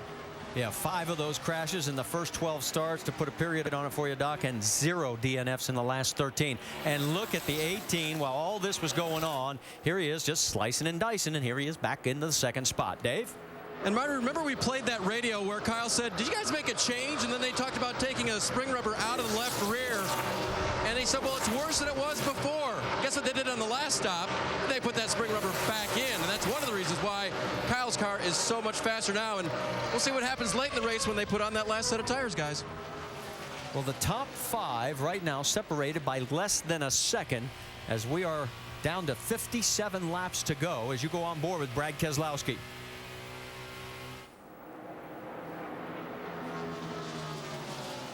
Let's go a little bit further back. We mentioned Ricky Carmichael restarted in the 11th. He has dropped back to 14th, but in his Nationwide Series debut, I think you'd have to give him at least a B+, if not an A-. I'm impressed with his run today. I didn't know what to expect out of him, but he came here, looked like he had the right plan about what he wanted to accomplish today, and it looks like he's pulling it off, Jamie. He was very serious about it, Andy. He said, I'm not going out there to be a hero. I know what I'm capable of, and I just want to learn. He has been battling away, but he says, guys, this car is good now. We've adjusted the right way. Takes a few laps to come around, but it's getting good. And, guys, he moved his way all the way up to 11, so keep your eye on this 10 car. He just may end up in the top 10 before this race is over. Meanwhile, the battle up front, Keselowski has managed to pull away from Kyle Busch, and a little bit further back, Joey Logano's gotten around Ricky Stenhouse, bumping him back to the 5th position. So there's your top 5 after 145 laps, and they're literally less than a second apart. The Kansas Speedway in the NASCAR Nationwide Series with now 3/4 of the race done. As Brad Keselowski leads Kyle Busch across the start-finish line, you're looking at the gap between the top 2. Kevin Harvick, Joey Logano, Ricky Stenhouse Jr. round out the top 5. There are 23 cars on the lead lap, a race that started with a long 67-lap green flag run. Then had 6 cautions in a 66-lap period, but we're under the green right now. Still one critical set of pit stops to go, and a lot of strategy to be played out here in this final quarter of the race. And as you look at the top 5, let's go up to speed and start with the 6th place runner, Eric Almirola and Dr. Jerry Punch. Eric Almirola, Alan, complaining the car is very, very tight. He's been searching for a groover to see if he can get the car to change a little bit. He just came over to radio a moment ago and said, don't let me run the top anymore. Don't let me forget it. It's very bad up there. I cannot get the car to turn. It's just way, way too tight. They have one more set of sticker tires left. They'll put them on in about 30 laps. Vince. The 98 of Paul Menard is running 7th, and Menard also has one more set of sticker tires left. They've been hanging in the top 10 throughout much of the day today, and that's kind of been their MO throughout the course of the season. They just can't seem to get over that hump and to run consistently in the top 5 to put themselves in position for a win. They are 5th in points, and they're in a car that they call Old Faithful because they feel like it's their best. We'll see if they can gain a couple of positions here in the final stages. Doc?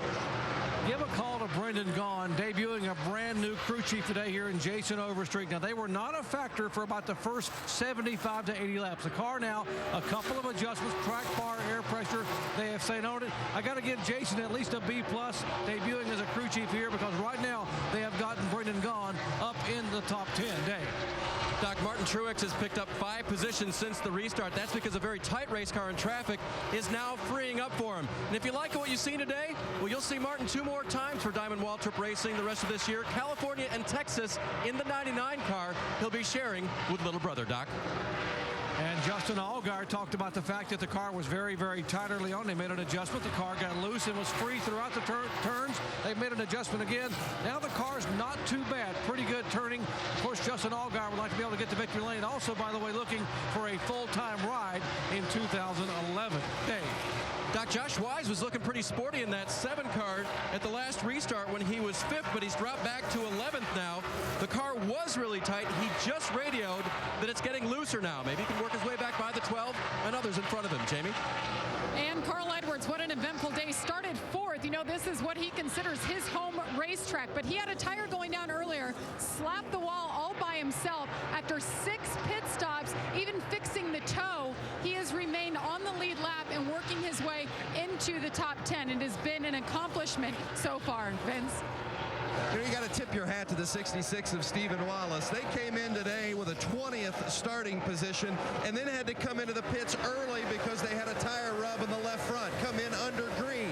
That put them behind the 8 ball early on, and they've continued to drive their way forward. He's up to 13th now. On the last stop, they made a bit of an air pressure adjustment to help snug it up a little bit. They had a really good practice on Friday, felt pretty confident coming in, and it's been a good run for the 66 as they've recovered, Jamie. And it's been a great run for the Monster Energy car. Just behind him of Ricky Carmichael, the winningest rider in motocross and supercross history. Of course, this is a sponsor that's come with him through the ranks. He's been racing the Truck Series this year and, of course, last season as well in his rookie year. The car is getting better. The driver is getting better as the laps go on. His first time ever in a nationwide car. Now, behind him, Jason Leffler. He had one hot rod early on, but a little bit of damage on that right front fender has just knocked his day off. They think they have that damage fixed right now. The car not behaving as it was, but it is getting better as he tries to march toward a top 10. Doc? Behind him, Colin Brown being shown in 16th position. Colin, of course, the shuffling of race cars this week. This car wasn't supposed to be on the racetrack. The car he was going to drive being driven today by Trevor Bayne. But a pretty good job adjusting track bar, wedge, air pressure. Colin now climbing back up toward the top 15. And oh, by the way, the crew's been joking with Colin all day because this morning he parked his car in the driver's parking lot without a pass, and he got it towed. They said, don't let that be the only car you get towed here today. All right, Doc, Colin Brown, again running back in 16th position, and there are 23 on the lead lap. Couple things focusing forward toward the end of the race. Caution flag comes out, everybody's on pit road, right? Everybody's on pit road, that's right. What happens if we don't see the yellow? When are we going to start to see some of these front runners hit the pit lane? Lap 175, I'm looking for everybody about another 17, 16 laps before everybody's on pit road. And according to my numbers, I got a bunch of them down here, Brad. That's when they should be in. I'm looking at your paper. You got numbers everywhere, but that seems to be about right. About 175 to 177, we should see these guys coming down pit road. Andy, what's your paper look like up there? Because I'm telling you, Rusty's he's carried the one a lot here down here. Yeah, I don't think he's not too far off. I think they may be able to stretch it just a little bit farther than that, but it'll be in that range. And we had some of those cars that made pit stops there with about 65 to go that can stay out, and some of them may be able to make it. I don't know that if there's enough good cars out there that can make it. There may be one or two. My question to you then is, do you want to be one of the first to pit? Well, okay, then the caution comes out. Well, then what? Yeah, most of these guys aren't racing for points, and Brad Keselowski's got a huge points lead. When he had his tire problem earlier in the day, Brad Keselowski, he had to pit, got off sequence, made up a lot of time during that time. So I think it's worth a gamble. Yeah, this is the perfect situation to do that short pitting, Marty. Just, all kidding aside, because you can make a lot of ground. I mean, if you come in and get tires, you can pick up about, a half a second or more, 3/4 of a second a lap, and that can play out by the end of the race. If you can do that for 10 laps while the other guys are on old tires, it can put you way up in the running. So be a gamble worth taking for some of these drivers. Well, right now, Keselowski's lead is 1.1 seconds over Kyle Busch. You see Harvick right behind Kyle by just a couple of car lengths. Then it's Joey Logano and Ricky Stenhouse Jr. rounding out your top 5, with Brendan Gaughan and Eric Almirola 6th and 7th. And this is really the first time this race has calmed down in about the last 75 laps. I mean, and that's what I'd be looking at on the pit box as a crew chief. What's the race looking like right now? Does it look like it's going to go green? You see a lot of cars kind of spread out. You don't see a lot of hot spots out there where you have some young drivers maybe racing each other real hard. And then you can make that decision. I think what I see, I think I like. I'll just make that early pit stop and see if I can't turn that into some time on the track.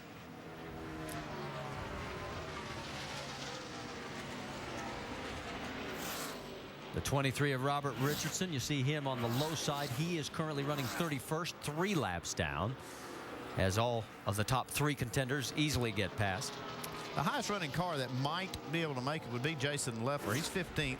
He made a pit stop at 135, which would be 65 laps to go. That's kind of right at the edge or the outside edge of the window of what is doable. So if anybody could make it, it's probably Jason Leffler. Don't know if he's close enough to take advantage of it or whether he can make it actually on fuel. He made that pit stop after having some problems out on the track, so it kind of forced him into that strategy.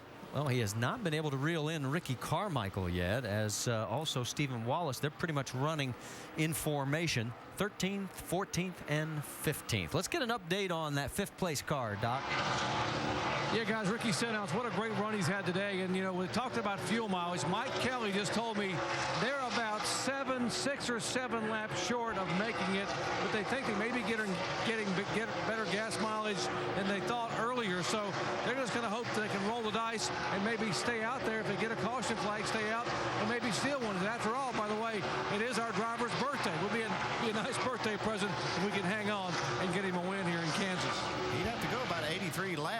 make it to the end. That's if he does it, I'll be impressed. I think everybody would be. Basically, also what we saw at the first green flag run. But his last pit stop was lap 117, so he's got quite a few more laps he'll have to run than Jason Leffler would. Well, while this has calmed down, let's talk about our official NASCAR ESPN Racing apparel. It's at your NASCARSuperstore.com, or you can go to ESPNShop.com. You know why? Because it's racing. Because it's racing. And I'm starting to see that a lot of places around the tracks. So obviously some people are buying it. On board there with Brad Keselowski. He is making his way around Jason Keller. You know, an article earlier this week from Jason, he was talking about, why is everybody always talking to me about being so old? He says, heck, Greg Biffle and other guys are older than me over in the Cup side. And he made a great point. It's really been impressive to see Brad Keselowski and this race team. I mean, they've been impressive all year, but here today, didn't look like that they were one of the better cars. They were maybe a 4th or 5th place car, but making some adjustments. Well, he never really had a chance early in the race to show what he had. He was starting to make his way to the front and then had that problem with a vibration where he had to come down pit road under green and then spent a lot of time making that time back up. But once he got reset with all the other leaders, he's kind of emerged as one of the best cars on the racetrack, and it's looking awful good right now, Vince.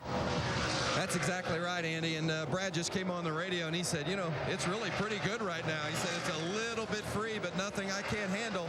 I think it's very important for this team. They felt like coming into the race that their issue is going to be rolling through the corners. They didn't feel like they could carry the speed through the corners. They've not really had that problem today. 22, very happy right now, Dave.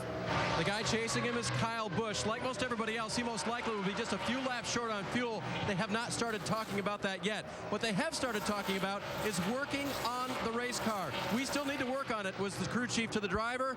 The driver said, definitely don't free it up. So you get the idea that Kyle's car turns well enough right now. Maybe something else that Ratcliffe has up his sleeve to make it a little bit quicker. Andy, we were talking about Ricky Stenhouse Jr. a minute ago, and you were talking about 83 laps of fuel to the finish. Let me just throw this in, because I've been watching Rusty carry the one. 13 laps of caution since they fueled up. Is that enough to make it 83 laps? Well, that would give you about, optimistically thinking, about 6 laps of green flag running. So let's just say they felt like they could run 65 laps. You add the 6 laps to that. I mean, you're talking about, so, yeah, still it doesn't add up to me. I don't know how he's going to do it. So the numbers aren't working no matter how many you add, subtract, or otherwise. Tell Rusty to fire a calculator, see if it works for him. I don't know how to operate it, man. I'm using my pen. I'm still showing the. I mean, you can't make it. At least 10 laps short. That's what I'm saying. Well, while you guys finish up with the calculator, Kyle Busch is doing his own calculation. He says seconds better than third, and he goes around Kevin Harvick. That's Shelby Howard also getting past. He is 1 lap down in 23rd position.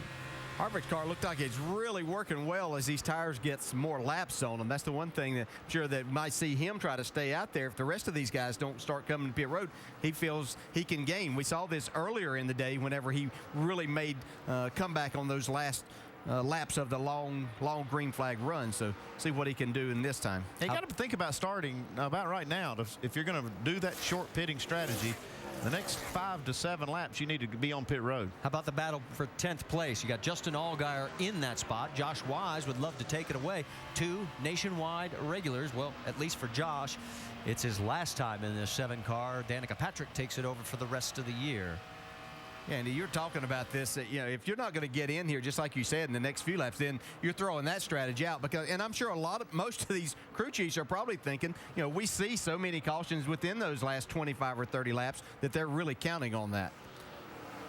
Tell you what, if these guys got to start hitting pit road this late with all the pressure on them, I'd be worried about pit road speeding penalties. I'd be talking to my driver saying, okay, man, you've come this far all day long. Don't screw it up now. Don't speed on pit road, and hope that doesn't happen, but it's got the potential. Yeah, this is where you got to execute perfectly. You can't go too slow either to coming down pit road, or you could give up too much time. See a great battle right here with Josh Wise and Justin Allgaier. Yeah, he's taken over the top 10 spot, but here comes Allgaier wanting it back. Side by side through turn 2 now. Josh Wise trying to make the most of this last opportunity he has in this 7 car. He's really done a nice job all day. Every time he's been in this car, he's given it a really good ride. Coming this time, bud. Right around the corner here. Right around the corner. 4,002nd. And that's Justin Allgaier's radio, so he is going to peel off from 11th. He will be the first to come in under this green flag situation as the battle on the right side for second continues. They are 1.4 behind Brad Keselowski. Let's send it to Doc. Final pit stop for Justin Allgaier. They do have 4 sticker tires. Actually, 4 sticker tires they're going to put on the car. And they almost didn't get the hose to go around the car to be able to get the tires off. He's so far out in the pit box. Left rear wheel finally coming off. They put it on, top it off with Sunoco. Whoop, he stalls the car. He fires it down and away. That's going to be costly. Errors on pit road. Rusty, you brought it up. There's the first one. You need to be perfect because you know that 18 team's probably going to be perfect. Yeah, anything that the tires may make up for, you kind of gave it back right there by stalling the car. And Carmichael is also coming down. Let's send it to Jamie Little. Well, as I've been saying, he is so happy with this race car. So I don't know if it's just because he doesn't know any better or if it feels that good. So he said, don't touch it. You saw him pull a tear off his windshield. 4 tires. They're going to put just enough fuel in it to make it to the end. Vince? Here comes the 33 of Kevin Harvick, and remember, Harvick does have that fresh set of sticker tires. They've had a couple of issues with pit stops earlier today. Now is the time where they've got to be spot on. Looks pretty good on the right side, moving over now to the left. The sticker tires, is that going to make enough difference? Because Keselowski, who you see coming in on the right side of the screen, does not have stickers. He's going to have to go to the scuffs. Keselowski says he's just a little bit free. We're going to Dave Burns. Dave? 18 of Kyle Busch coming in following the 22 down pit road. No freer was the call for Kyle. They will get 4 fresh tires. They'll stay with the original mismatched set. Air pressure adjustment possible for Kyle. Vince. There's that 20. There's the 22 of Keselowski, and again, remind you that they're putting on scuffs instead of the sticker tires. Keselowski says he's just a little bit free. You see Kyle Busch going by on the outside. The 20 car of Joey Logano rolls out as well. And big problems from Brad Keselowski, the right side. They could not get it done. It's just like Rusty said, there's a lot of pressure on these guys to make a good pit stop, and made a mistake right there on that 22. 7's coming. Josh Wise peels off. So does Carl Edwards. Tires, guys. 2 tires right here. We'll tell you, Ricky Stenhouse is still out there as the race leader. Dave? I believe you heard on the radio the 7 team calling for 2 tires only for Josh Wise. Remember, he had just made up a spot. Yes, indeed. 2 tires only on the 7. Jamie. Carl Edwards putting his last set of sticker tires on like most of the drivers. No adjustments, and 3 seconds of fuel was the call, guys. Race leader Ricky Stenhouse has a 1.9 second lead over Brendan Gaughan, but they both have to make pit stops. And talk about what's interesting here is you're looking at the Rookie of the Year contenders, and Stenhouse is about to put Brian Scott 2 laps down if he gets past him. Scott came into this race leading that Rookie of the Year championship by 1 single point. Earlier in this year, we thought he had a grip on it. Question is, how many more laps can Stenhouse go? Look out! That was close. The 81 of McDowell, as Stenhouse got into him just enough to get him loose. And I guarantee you that wasn't on purpose. It's just misjudgment there. It wouldn't have been the worst thing for Ricky Stenhouse as long as he's not a part of it, to be quite honest with you. You're sitting there with Kyle Busch and Logano and Harvick all a lap down at this point. Doc? 4 tires for Colin Brown. He is away and going by him now. Oh, almost contact with Brendan Gaughan, who comes in for his final stop. They will put 4 tires on Brendan Gaughan's car, top it off with fuel. 88 in front of Gaughan is Eric Almirola. They have 4 sticker tires for Almirola. Chassis adjustment, the right rear, air pressure change. Got to be crisp, got to be good. Remember that slow pit stop call from 8 stops before. He is down and away. And Ricky Stenhouse is also coming down pit road now, so he peels off, and he's coming your way, Doc. 2 tires, 2 tires, 2 tires. That's the call. Gotta get 4, gotta get 4. 2 tires right now for Stenhouse. Right side tires going on. They're going to go around and go ahead and make it a 4-tire stop for Stenhouse. They decided not to wait and take a chance. Recalculation showed they were going to be 7 to 9 laps short, so they had to come on in. Jamie. And Jason Leffler, who's been working on this car, just nursing it to try to get it back to where it was. It's not working because of that right front damage. 4 tires here. He just needs a little bit of help, just too tight for this 38 team of Jason Leffler. Going to put just enough fuel in it. As soon as the tires get on there, it'll be down and away. Jason Leffler, 15 seconds flat, Marty. So as Leffler comes by, the race leader shown by NASCAR is the 01 of Mike Wallace. And if he could save some fuel now, he could pull one off right here.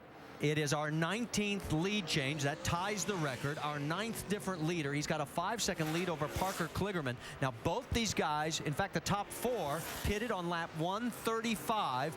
Wallace, Kligerman, Truex, and Ryan Truex, that is, and Joe Nemechek. Kyle Busch is running in 5th, and he just pitted on lap 177.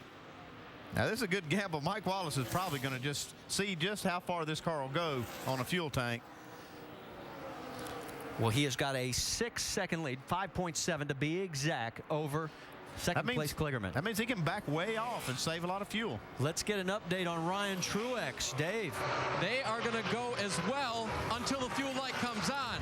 So they expect the fuel light to come on and maybe stumble. Then they want him to come to pit road. So it's kind of weird. It's kind of like, go for it, but, you know, we're only 3 laps short. So I think in the driver's mind, if he can save a little fuel, maybe.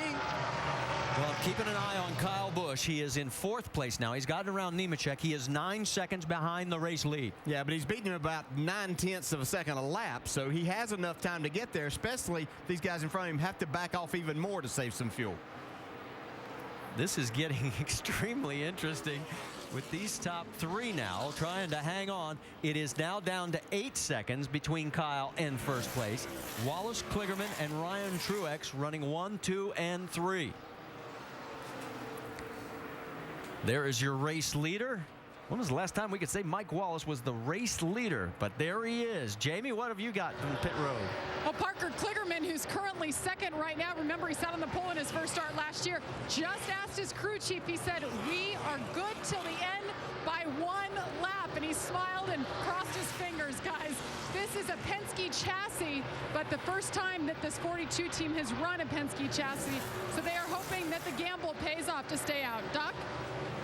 Johnny Davis is the owner of the Mike Wallace car. Folks, he's got about 100th of the budget that most of these teams have in the Nationwide Series. It is a bare bones operation. He helps build the engines. He works on the race car. He drives the truck, and he also calls the race. Johnny just told me they've got about 7 to 9 laps of fuel left in the car based on his calculations. He's hoping for more fuel. Right now, he's just excited about seeing a car with no money and no budget leading here at Kansas. Well, he better look in the mirror because Kyle Busch is coming. He's moved into 2nd, 6.6 seconds behind. Now, Wallace made his 375th start just last week. His best finish this season has been 11th at Las Vegas. Now, you're wondering, where is Kyle? Because he is coming. There he is. And the lap's winding down. I think he's got enough time, guys. 12 to go. Well, that's going to be close. What I worry about is he said he was 6 to 9 laps short. Johnny Davis did, so that's probably the worst thing for Mike Wallace. I don't think he can save that many laps of fuel.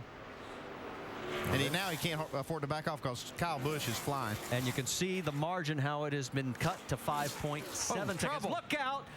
The 17 is around. Man, Harvick did a great job to miss that. He certainly did. Keep it off the wall.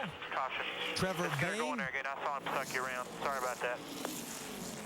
Now that changes everything. I didn't even know he was there. I didn't know. Bain is in 27th when this happened, 2 laps down, and that just changes everything for Mike Wallace. Well, it actually changes things for everybody here. Yes. Gives Brad Keselowski an opportunity. Yeah, but I was looking forward to seeing if he was going to be able to pull this off. Look at Harvick. Yeah, nice evasive move there. Joe Logano was on the outside of Trevor Bain and just literally sucked his car around coming out of turn 2. Ricky Carmichael will get the lucky dog. He had fallen down 1 lap. He's in 21st from Harvick's camera. He's coming up, so low. Stay in it, no caution, no caution. Not as much smoke as we saw on the onboard from Brad Keselowski when he barely made it through, and His spotter saved his bacon that time. But Harvick still made that look a lot easier than what it actually is. You have to understand they're going over 160 to 70 miles an hour right there. So we are under our 7th caution here. Pit road closed that time. That's why Mike Wallace stayed out. I don't know if he planning on staying out or not, but he needs to get in some fuel if he's 6 to 9 laps short, like Johnny Davis said. Well, when you see Mike in the garage area, he'll tell you about the latest sponsor that they have on the car. He's definitely getting his sponsor on TV today.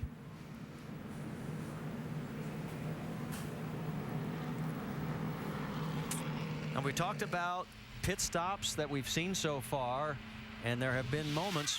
Brad Keselowski had a tough one here. Leader of the race made this green flag stop. So they're struggling on that right rear, losing a lot of time back there.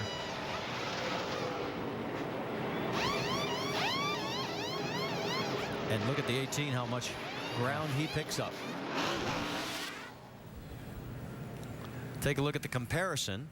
Hey, see that 10.4 on the right side, that's a killer against a 5.5. And you see the Jackman and the left side, they lose a little bit of time, but man, 18.4. And Brad right now shown in 7th position. Harvick in 6th. And Kyle Busch is in 2nd. So that's why he's in that position where he is instead of being up front. Pit is open. We'll see if there's going to be any takers. Well, the key for these guys, having anything for Kyle Busch, I'm talking about Joey Logano, Kevin Harvick, Brad Keselowski, is if any of these guys in front or in between them pit. Well, Mike Wallace is going to peel off, and let's send it to Dr. Jerry Punch. What a great underdog story. Johnny Davis's team has 6 total employees, guys. Half of these guys about to go over the wall right now are volunteer crew members, and they are getting a chance in the limelight right now to make a difference in the finish for this 0-1 car. 4 tires, all 4 stickers. Jamie. And Parker Kligerman, this team is fired up. They're going to put one set of stickers that they had left, going to pump up the tires for the short run, fill it up with fuel, a little bit of tape, no adjustments, Dave. Ryan Truex gives up 4th place. They'll put on 4 tires, make a track bar adjustment and air pressure adjustment all the way around up on the air. He was a little bit free. And you can see from those 3, Ryan Truex's team had the best pit stop as he gets out ahead of Mike Wallace, Parker Kligerman, Michael Annett, and others. It was nice to see Ryan Truex make an adjustment too. If you remember back to Michigan, he had a couple of pit stops to where he was having a hard time working the clutch, stalling the car. So you can see young man's learning in a hurry. Well, we have a new record for lead changes. We're up to 20 between 9 different leaders as Kyle Busch has now cycled through with the pit stops to regain the race lead. He's clinched the most laps led, but the driver leading the most laps has finished 2nd in 4 of the last 5 Kansas races. And look who's right behind him. His favorite 1-2 teammate, Joey Logano. Although this year, when they finished 1-2, as you can see by that graphic, Kyle has had the upper hand. Last year it was Joey. All right, we talked to Martin last time on our in-race report. Let's talk to Ryan, see how he feels about his 14th position right now. Hey, Ryan, Dale Jarrett, you have a copy? Yeah, I got you. All right, man, we've been keeping up with you all day. Looks like a pretty good run for what we can see here. What's your assumption of your day? It's been pretty good so far. The out products, Toyota has been a little ill handling, but we've done a lot of good stuff to fix her up. And I made a little mistake on that restart, ended up caving the nose in a little bit, cost us a few spots, but we had a good day so far. Kept the nose relatively clean and kept the car clean. So got 4 tires here at the end, so we'll see what we can do with it. Yeah, I was going to mention that, but what have you been battling with your race car? Mainly the last run we've just been pretty free. Free getting in the corner, through the center. So when you're loose, it's kind of hard to really do anything with these cars. But we're making strides with it, and we're getting there. And we'll build as a team and get better as we move on. All right, buddy. We'll keep watching you here till the end. Nice job today. Thanks.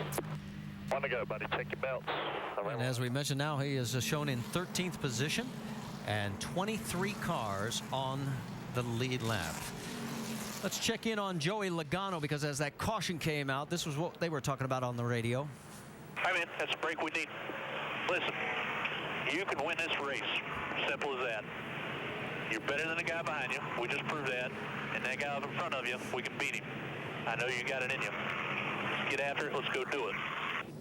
Well, all he has to do is tell him to remember what happened last year, and we'll take you back and show you, because this is deja vu all over again as Kyle was just leading lap after lap. Joey only led 4 laps in this thing, and guess which 4 they were? Yeah, the ones that count. That's why Kevin Kidd knows that Joey Logano can win this race.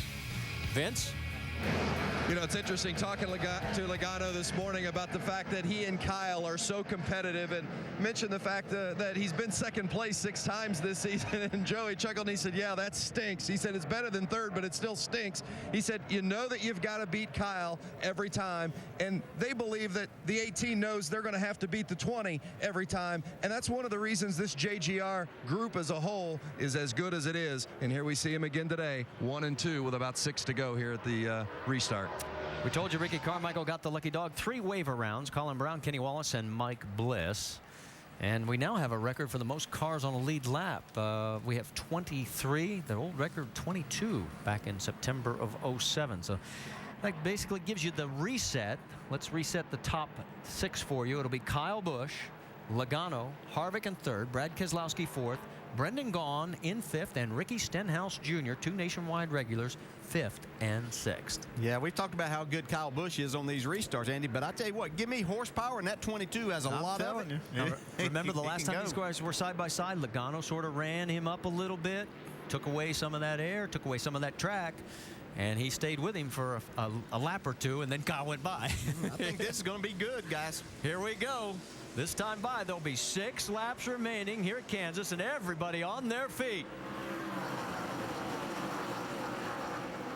There he comes, riding him up again. Kyle saying, I'm going to hang on. Look underneath. There's Harvick.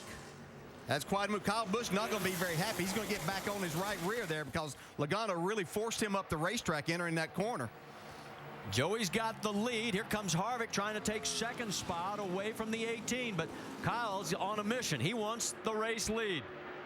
Oh, we got a crash. Almirola's into the wall. So we are under our 8th caution now, as I don't know if he got any assistance, but Eric Almirola was running 7th. Rear damage there, Pops. I see these teammates have a little discussion under caution over there. I'm telling you, he's not happy about the way Joey entered turn 1, but that's Joey did what he's supposed to do in that position. The roles will be reversed on this start. Well, he could take the low side if he wants. Here's the crashes that occurred. The yellow's out. Did not appreciate that. Deliver a little message. All right, here's what happened. Oh, he just got up. Yeah, he got loose getting down into the corner. Forced him as he tried to keep it off the 12 car. Turned around into the wall. Boy, he had a really solid day also. Leffler manages to duck underneath quickly. Everybody else as well. A bad break for Eric Almirola. They're pounding on the back. Of course, he'll be in this ride all of next year. So right now we have 5 to go. Will they get it all cleaned up before we have to go green, white, checkered? Stay with us to find out. NASCAR Nationwide Series at Kansas is brought to you by Nationwide Insurance. Enter this code at CodeSpotter.com for a chance to win a Roush Ford Mustang. And CC's Pizza, home of the endless pizza, pasta, salad, and dessert buffet. All right, as we get ready to go, Joey Logano is going to restart this race on points. Let's listen on the radio. I think I gotta go with the top, because if I'm on the bottom of the 3, I'm totally screwed. I'm not gonna win. Yep, 10-4, man. Just focus on getting a good jump so that he's nowhere near you. Now he's going to be on the high side. Is Kyle going to return the favor from last restart? If he can keep up on this restart, I'll promise you. All right, let's reset. It's Logano on the high side, Kyle Busch underneath. In row 2, Harvick and Brad Keselowski. Stenhouse, Truex Jr. in row 3, then Gahn and Allgaier, Menard and Edwards round out the top 10. This time by 2 laps remaining. We have not gotten to a green-white checker. These are the last 2 official laps as they come down the front straightaway. Green flag flies. Here we go.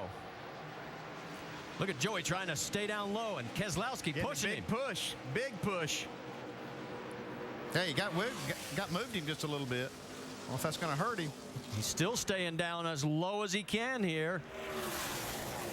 Coming out of 2, he's cleared. Harvick's got his hands full with Truex right beside him. Martin, that is. Well, that was a big push that Brad Keselowski gave to Joey Logano. This time by, the white flag will be out. Joey Logano and Kyle Busch.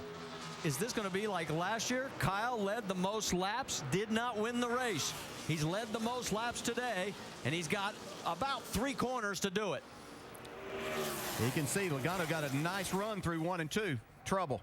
Oh, Kligerman has gone into the wall. He was running in the 11th position. 16 of Colin Brown also goes around. Yeah, they'll let him race back because they're coming to the checkered flag. Kyle Busch trying to get to his bumper. He can't do it. Here comes Joey Logano. He's going to do it. Good job, Brian. Goes all the way down on the apron. He'll cross the line, take the checkered flag ahead of Brad Keselowski. Kyle Busch 3rd, Harvick 4th, Martin Truex Jr. in 5th, and Stenhouse, Allgaier, Menard, Gahn, and Leffler round out your top 10. For Joey, his 8th win. About that time. Good job, guys. Awesome. Woo! His 8th win in his 61st start. And the 2nd win of 2010. And for Joey, he becomes the first driver ever to win from the pole here at Kansas. Now let's go back in real time and take a look at this battle from turn 3 on. He bonsais down in here. You can see he gets to the bumper just a little bit. That actually cost Kyle's 2nd spot there. It's like Kyle maybe had to get out of the throttle coming off the floor. And Keselowski ducks underneath him to take away the 2nd position. So now the crash. Oh, might have gotten a little help from the 66 of Wallace. There's no doubt there was some contact there. You'll have that racing on the last lap. And there's Joey doing the burnouts. His last win was back at Kentucky in June. And Mike Wallace came back to finish 12th after leading late. A great run for Mike. Josh Wise in 13th. For Joe Gibbs Racing, they've now won the last 3 Nationwide Series races here at Kansas, the only team to have multiple victories. And Joey becomes the first 2-time winner in 10 now races. Our dual in-race reporters, the Truex brothers, finished 5th and 15th. Let's check in with Jamie Little. Wow, what a finish. Brad Keselowski puts it on right there at the very end. Brad, little tap for the 20 there. Take us through that final 2 laps for you. Well, you know, Joey helped me win a race at Talladega by pushing me, so I owed him one, and I got to know him a little bit. He's a pretty cool guy, so glad I could help him out. But great finish there at the end. Wish we could have been up there and had a shot at winning it, but just didn't quite work out. But we'll keep digging with our discount tire Dodge. You've had a couple of tough weeks, but it's the biggest gap you've had in the points. Brad Keselowski brings it home 2nd today. Well, Brad, as he said, returned the favor from earlier at Talladega. And Kyle Busch is in 3rd place with Dave Burns. I know.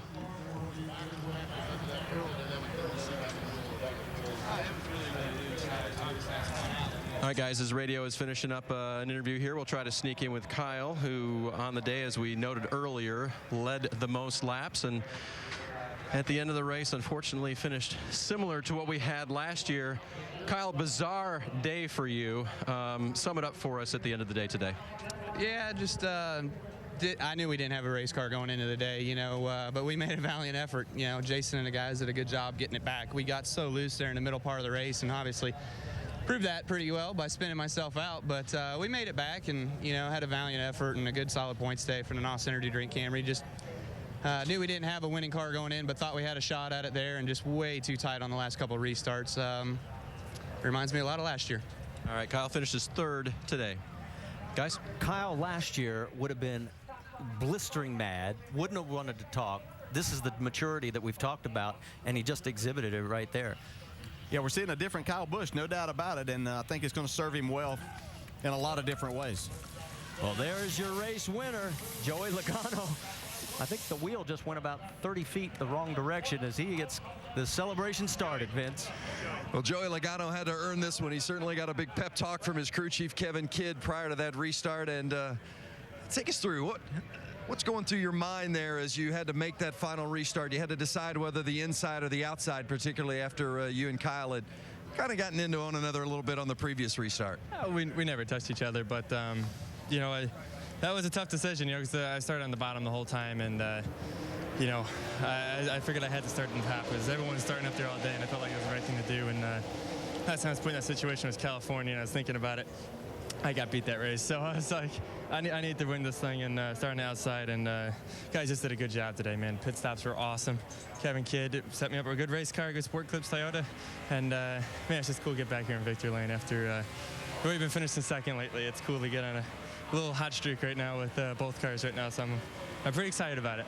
I know you guys are as competitive, even though you're teammates. On that next to the last restart, Kyle thought maybe you ran him up a little bit. Were you concerned that maybe you're going to get the same from him when you started up top on that last restart and you ended up getting help from Keselowski? Yeah, actually, he helped me out a lot. Well, it's just perfect because I pushed him to a couple wins, so it's nice for him to push me once. That's pretty cool. But yeah, I was a little nervous about it. You know, when I was on the bottom there, and not the last restart, the one before that, you know, it was spotter yelled clear, so I was like, I got to clear him and come up the racetrack before, you know, before he gets to the outside of me, so he would have had me in 3 and 4. So I was clear at the time, and you know, I left him a little bit of room up there. Just I think his tires got a little dirty up there, but you know, either way, it's a cool win. I'm excited about it, and man, it just feels good to be back here in victory lane. Yeah, Joey Logano wins for the 2nd time this season in the Nationwide Series.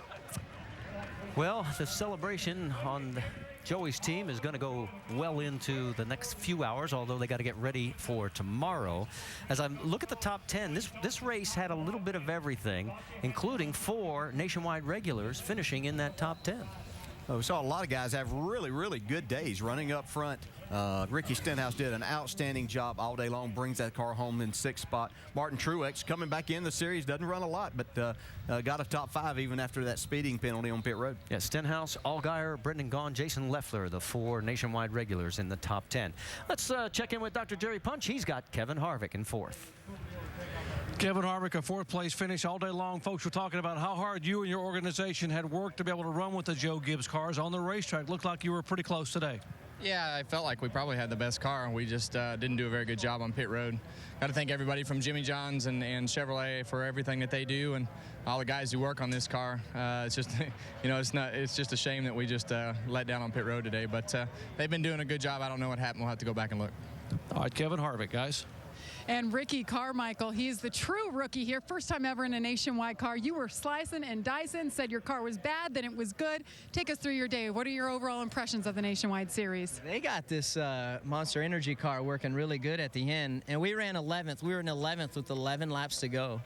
And we pit, and they're like, well, you went a lap down. I'm like, okay. And then you're like the tail end. So I'm like, well, how many guys in position? Because I was thinking we were, you know, 11th. Like, well, now you're in 20th because of that. And that's one thing I don't understand about NASCAR. I love NASCAR, but I'm like, everybody, I just busted my butt to get up to the top 10. Now I just lost it, and then by that time we didn't have any, you know, any time to regain those positions. But really happy. I went to the back and then went to the front once we got comfortable and tightened her up for me, and just really happy. I think I proved myself today, and look forward to the next time I can get in this thing. He proved himself, and he'll be back in Phoenix. Let's go to Dave.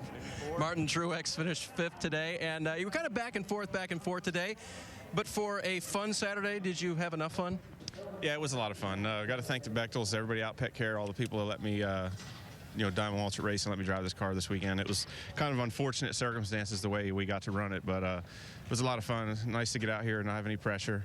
And not near as much as there is on Sundays. And we had an up and down day, but we had probably a 4th or 5th place car. That's about where we were going to finish, I felt like, anyway. So for a while there, I thought we were really good, and then we got too loose in the middle part of the race, and then at the end we just got too tight. So it's hard to find that balance today, but I had a lot of fun out there, and you know, working with Gricci again and all these guys. They're really, I mean, that's really my brother's K&N team. So this is a big deal for them. This is you know, a good stepping stone for them. I'm glad I could help them out, and overall it was a lot of fun, a great day.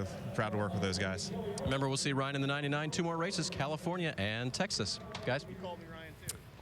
Okay, David, thank you. And yes, Martin picked up on that. Go ahead. Yeah, bust on him, Martin. Yeah, there we go. The Truex brothers splitting that 99 car. Upcoming races for the NASCAR Nationwide Series. Now 6 to go in the season. And come on out and join us at these places out in Fontana, California next weekend. Charlotte, St. Louis, Texas, Phoenix, Homestead. NASCAR.com/tickets or that number to join us. Come on out. They've been entertaining races, that's for sure. And this one today had a lot in it before the trophy was handed out in Kansas. Talked at the start of the day on NASCAR Countdown about Joe Gibbs Racing dominating the mile-and-a-half tracks. Talked about the weird dynamic of teammates racing against each other. We saw it all. Well, you're exactly right. I mean, Kyle Busch and Joey Logano racing side by side, but you got to hand it to one guy, Joe Gibbs. He gives them both equal equipment, and I'll tell you what, both of those cats drive the wheels off. Both of them get great equipment. That's the equalizer. But let's give Ricky Stenhouse Jr. a pat on the back. Another solid run for that young man who's really turned his season around. So as you see Joey Logano celebrating in victory lane, reminder that coming up next is our same-day coverage of final practice for the NASCAR Sprint Cup Series. It's interesting. Yes. Stick around for that. Marty, DJ, and Andy will have that in just a minute. That is leading up for tomorrow's NASCAR Sprint Cup Series race. All right, there we go. The happy hour coverage coming up in just a couple of minutes here on ESPN2. And then tomorrow, NASCAR Now, pre-race and post-race shows, as well as the NASCAR Sprint Cup Series race, 1 Eastern time, ESPN. The countdown show, ESPN2 at noon Eastern. There we go with the NASCAR Now shows, pre-race and post-race, ESPN2, 9 a.m. and 10 p.m. Eastern. And this Nationwide Series moves on to the 2-mile track in Southern California next weekend. We're on ESPN2 next Saturday at 4 Eastern time. So it ended up being the Gibbs guys continuing their dominance on these mile-and-a-half tracks in the Nationwide Series. And when it came down to it, one had to find a way around the other. Knew that was going to happen. And then find a way to hold them off, too. Drama at the end, strategy, great racing. We saw a fun event here at Kansas, and I hope we'll see more of the same tomorrow with the NASCAR Sprint Cup Series race. Again, countdown at noon Eastern, ESPN2. The race at 1 Eastern, ESPN. Now, how about some happy hour?